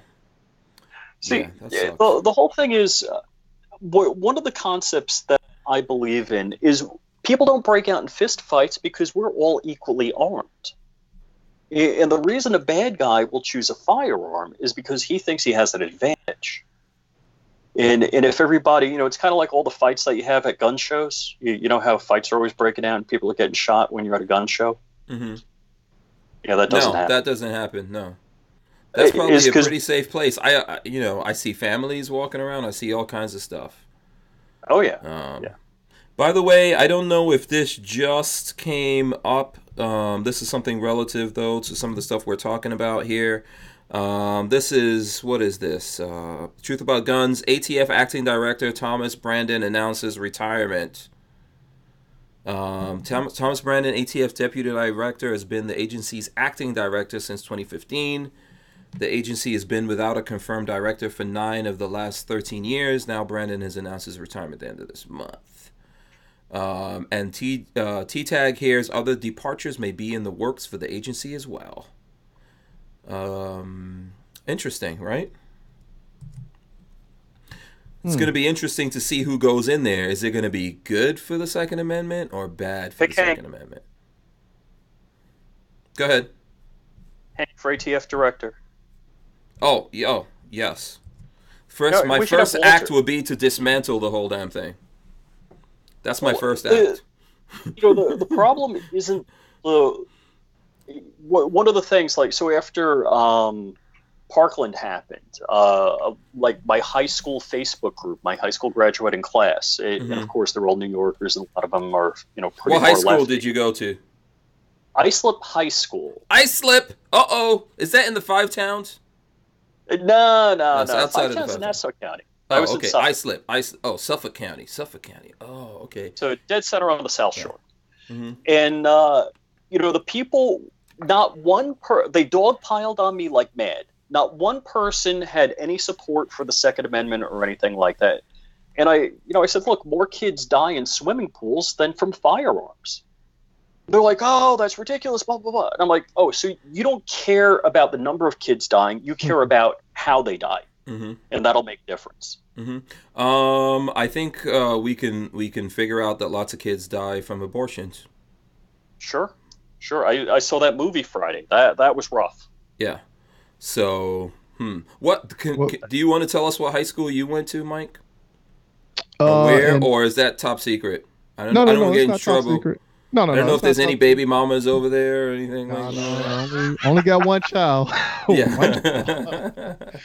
But when I was living in Charlotte, North Carolina, I went to North Mecklenburg High School, and then when I was living in Virginia, I went to Menchville High School. Oh, okay, cool. By the way, Nightmare says Palmetto State stopped shipping to California today. They had 100 mag sale at PSA today. Oh. How much? I missed out. Yeah, did Lola post anything about this? I don't know. 100 mag sale. Some of us might still want to get that, just because they're not shipping to California. I know. I'm sorry for everybody in California, but the rest of us might want to get some magazines. I think I saw that one. Is that the one that they were selling like a bunch of them for like almost $1,000, like $959 or something like that? 100, so that's like $10 each. I don't know if that's a big. Yeah, I think it was that one I saw. Yeah, if you come up with a sale, Richard, let us know. Oh, yeah. PSA always has good stuff. Yeah, they do. And we should probably get to some gun stuff. Do you guys want to get to some Gorn, or do the folks out there want me to sing again? I can sing. It's okay. It's okay with me. I got.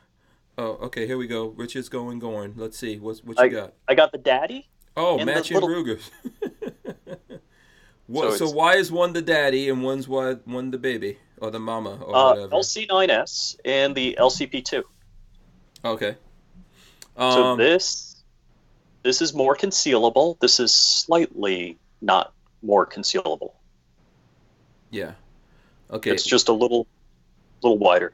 Okay, so one of those is new. I think the bigger one is new.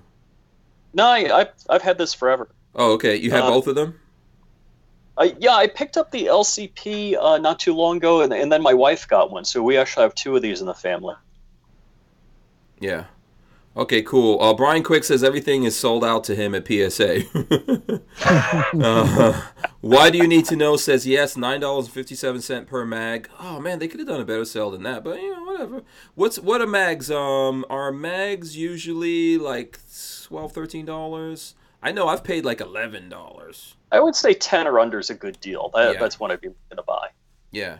Archangel says sing, Hank, sing.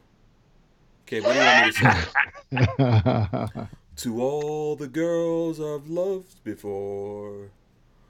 Wait, Surefire 60 round mags? Surefire 60 round.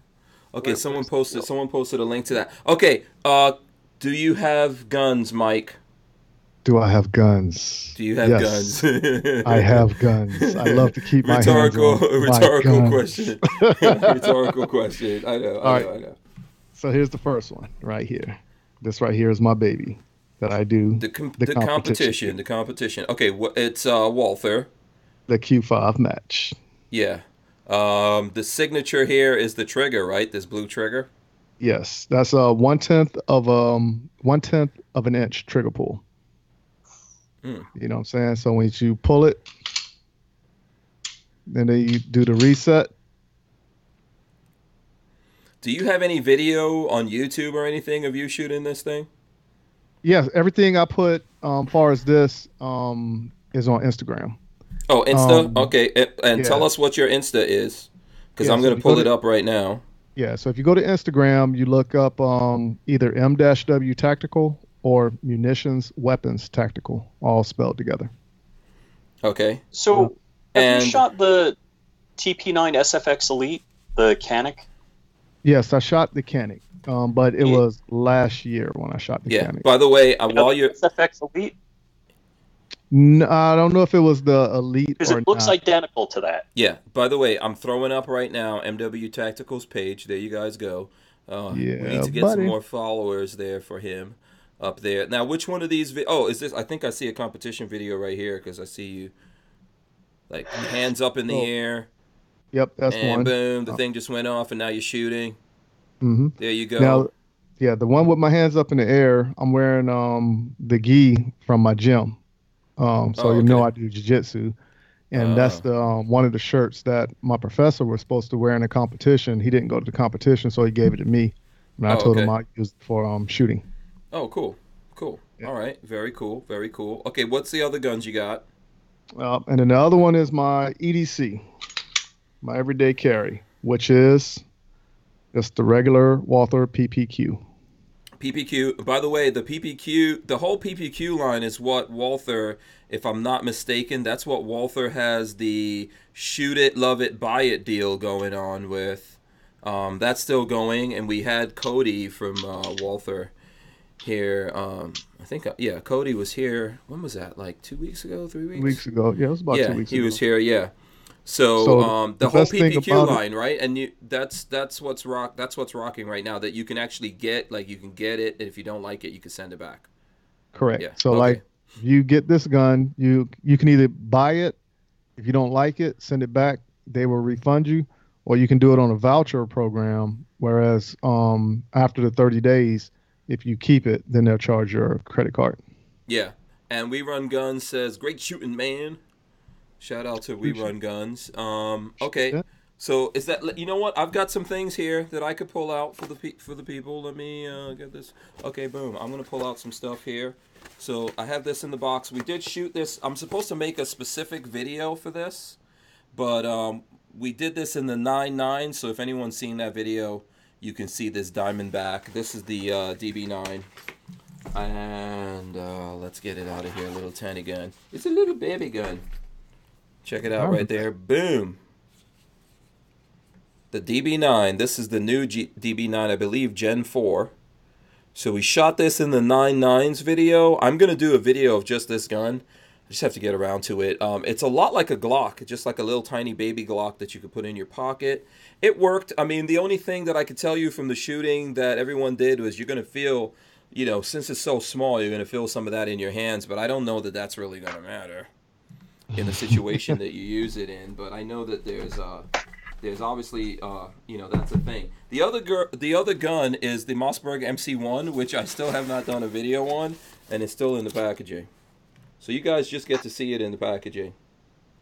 You know that one that you just held up, the Diamondback? Yeah. It almost looks like Rob Pincus' gun a little bit. I don't know if you saw that one when you was out there in Vegas. I've seen his gun. I know he came on the show with his gun. You think so?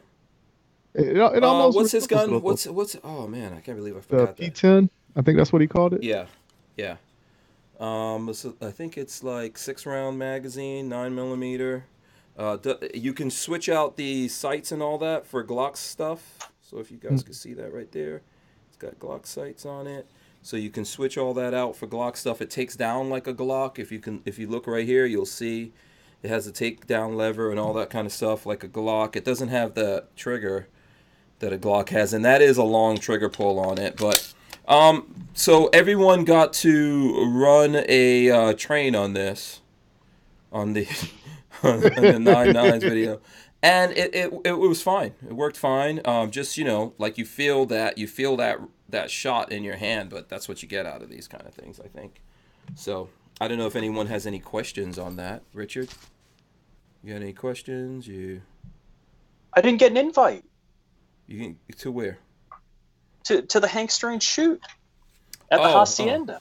Oh, sorry about that. I could have brought some 9s. Yeah. Yes, yeah. sure. Yeah. Well, you know what? People do want us to do the 9.9s thing again, or do like 9 guns. I mean, I could probably do another, because there's a lot of 9mm, right? Because, for example, I didn't have any Walthers over there. You didn't call me.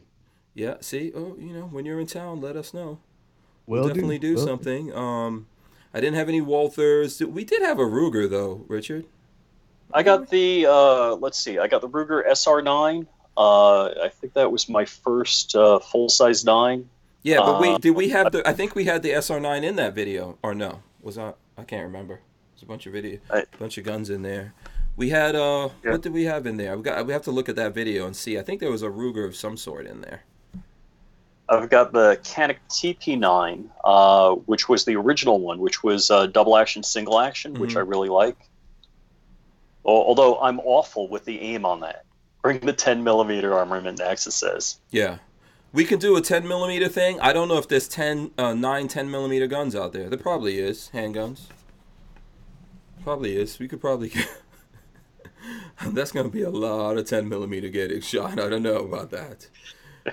Someone says do subguns. We could do 22s. There's a lot of things we could do with that if folks really like that. Len Holt says PPS was not represented. Yes, okay. So there you go. What was your take on that Ruger? Because I never shot the Ruger handgun. Which Ruger are you talking about? I was asking Hank. I'm trying to remember what Ruger we had in that video. I can't remember what Ruger it was. Was it just an SR9? It was something that Will had a Ruger. It was gray. That's all I can remember. Yeah, because I know Walter likes it. Yeah, it wasn't bad. I'm trying. Okay, I know whatever Ruger it was that I shot was actually, it's a little heavier, but I think it was good. I don't know. It wasn't bad from what I saw of it shooting. So we'd have to go back to that. They're saying it's Walter's SR9. It was Walter's SR9, right? Okay. Thought it was Walter or someone. I've got one other thing that I could share with everyone here. So in the little bit time that we have, this is from Tops Knives. And we're going to have some stuff from Tops Knives here that we're going to do some things with. I've also got a Tops Knives brochure over here that we're going to look. It says 101% USA. How can you be 101% USA? I think that extra 1% got over the border. That's what I'm saying. It went through customs, the legal way. That extra, I don't know how. Can't really explain it, but 101% USA from Tops Knives. So I'm going to open that up, and I'm going to show that as well as the knife. Lola says that I should not, this was the one thing I was not supposed to open, so you know what that means.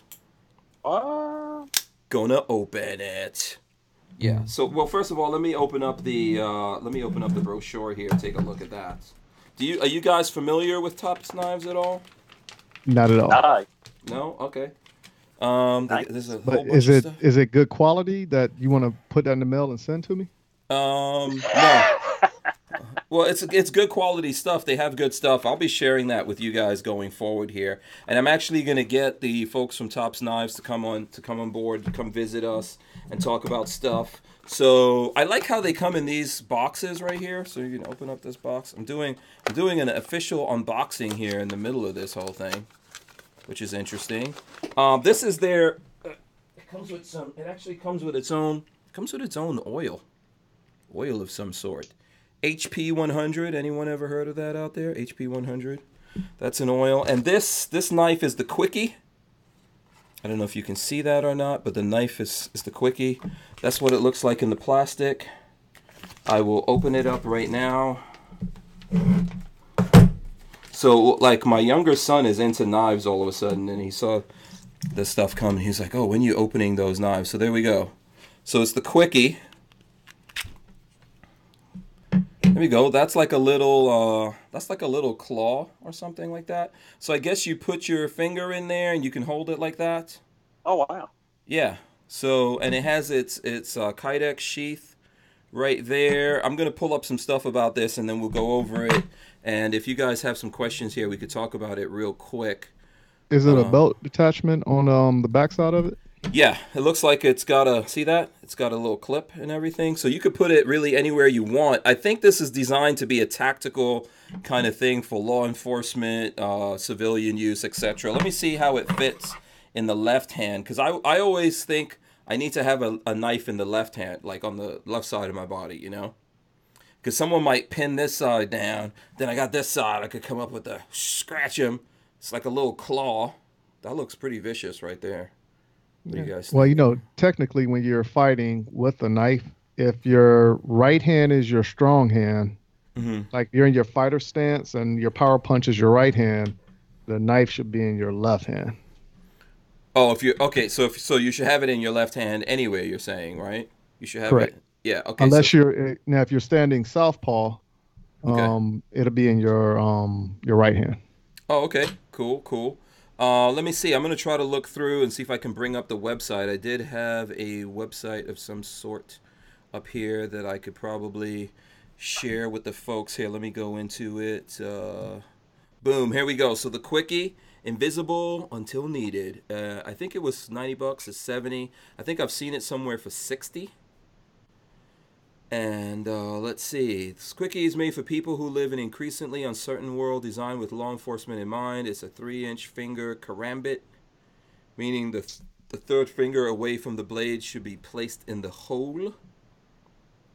The knife has a very specific purpose in mind. By putting the finger hole on the third finger, then leaving the nub after that, it gives the user some ability to still use hand while holding the knife. Okay. So very interesting, very interesting. I like that. There's specs on it here. Let's see if we can click into the specs.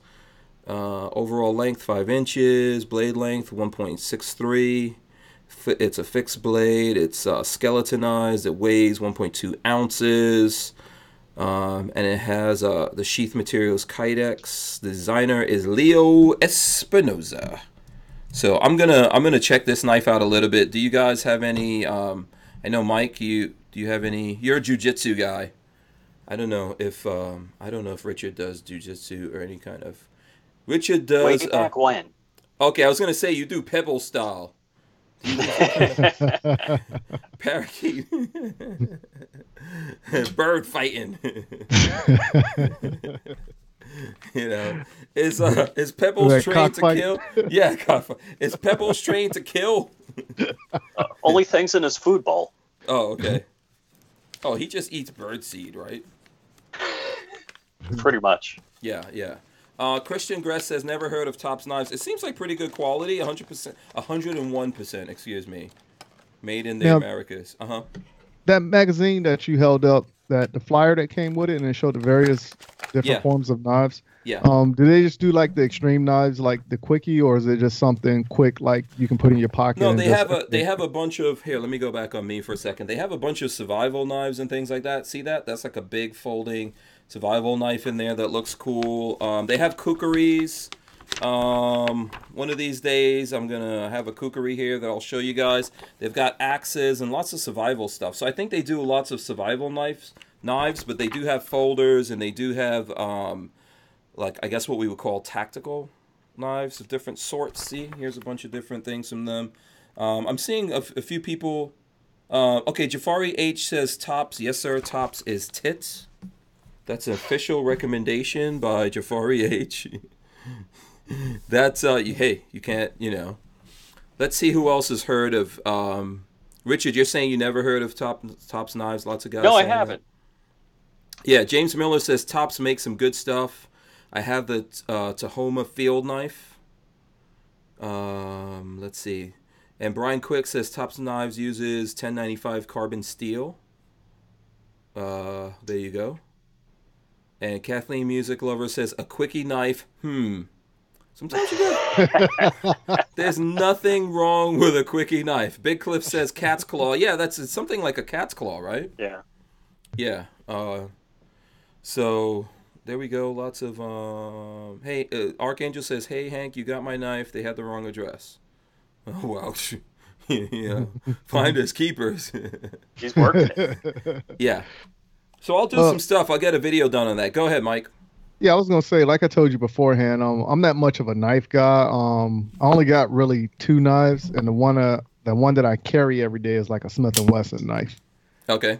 So yeah, that was me. That was me.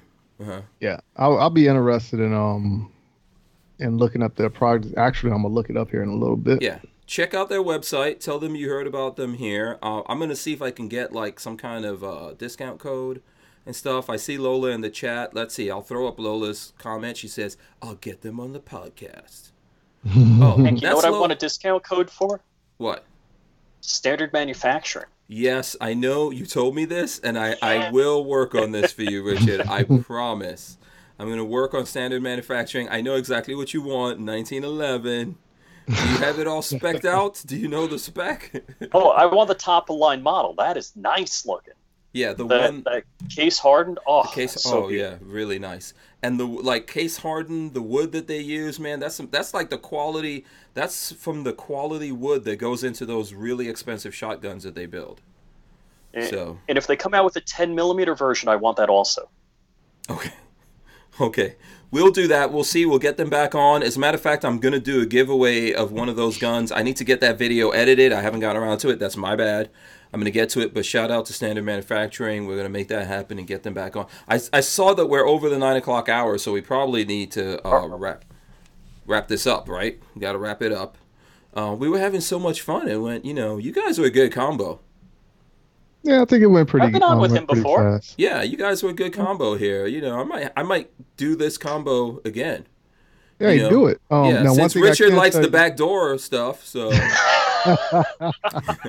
Well, I was going to say, if anything, when you're talking to Richard, when he's giving you advice on anything electronical, it's very good. And then at the same time, he will tell you where to get stuff at for free, like the editing software and everything. Yes, oh, yeah. Oh, you've been using the DaVinci Resolve Blackmagic? I played with it. I do like it. But as for right now, because the rhythm of me sitting down and doing a video, I only do it for a couple hours that I put it out once a week.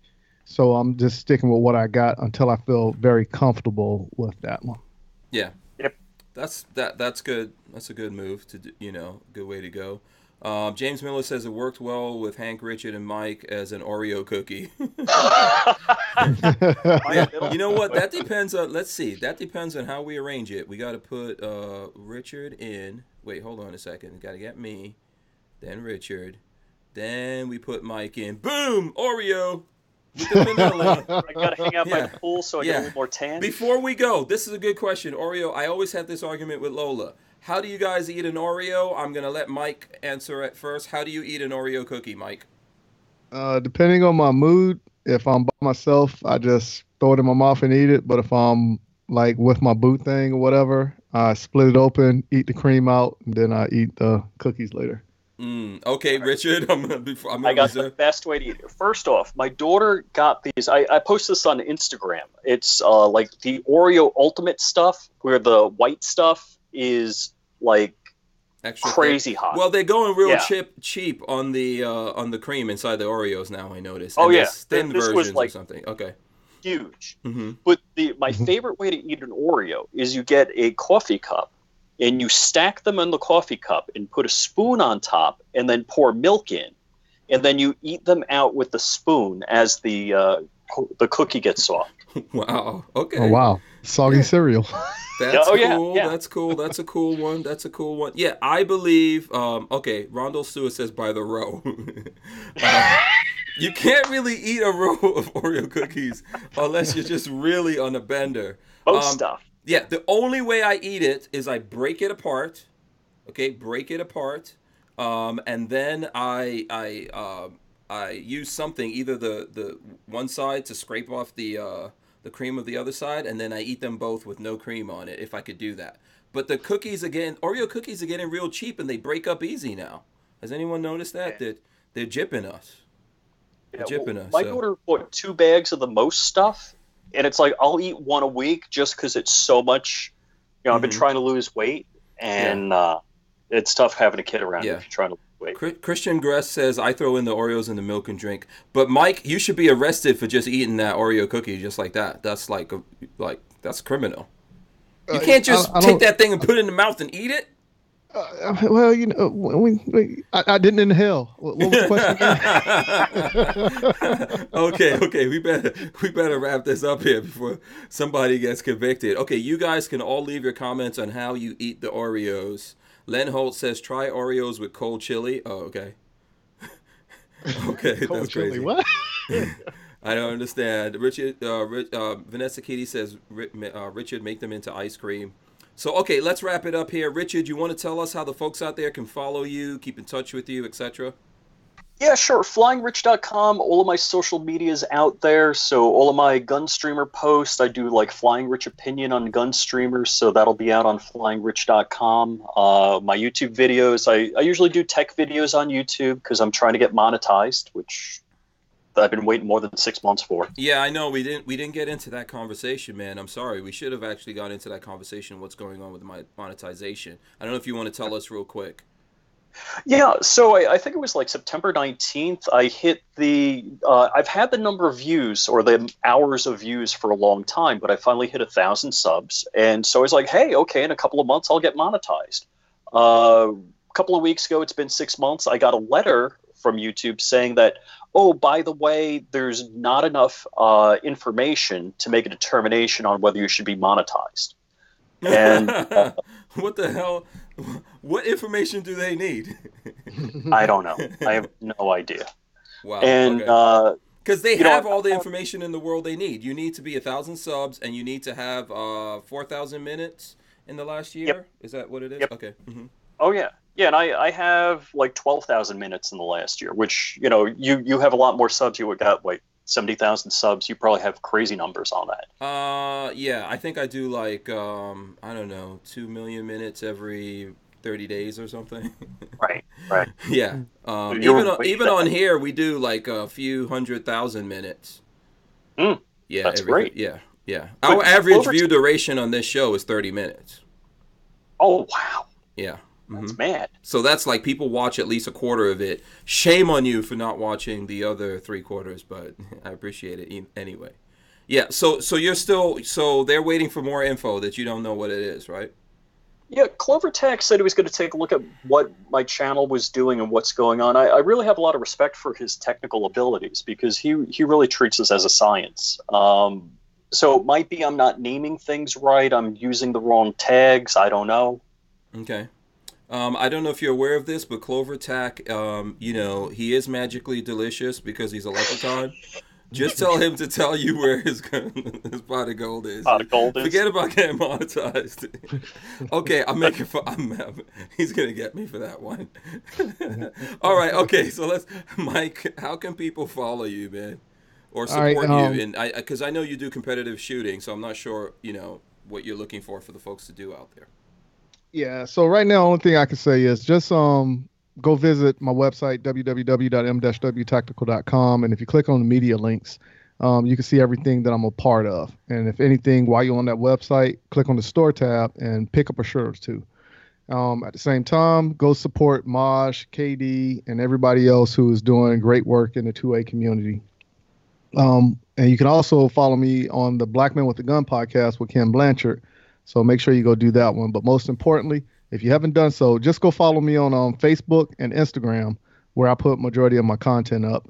And right now, just support me in my travels of the competition shooting, whereas I'm trying to become an A-class shooter before the end of the year. Okay, very cool, very cool. I encourage folks to go out there, check out MW Tactical, Mike. Make sure you check out Flying Richard over there as well. If you're not subscribed here to the channel, please do subscribe, ring the bell so you can be notified. You guys stay right there. I'm going to hit the end scene right now. Look at that awesomeness. You guys are, getting in on the, boom, there we go. Yeah, and we're out of here. We'll see you guys. Peace. Peace out. Let me hit the button so it can end. Oh, there we go. I think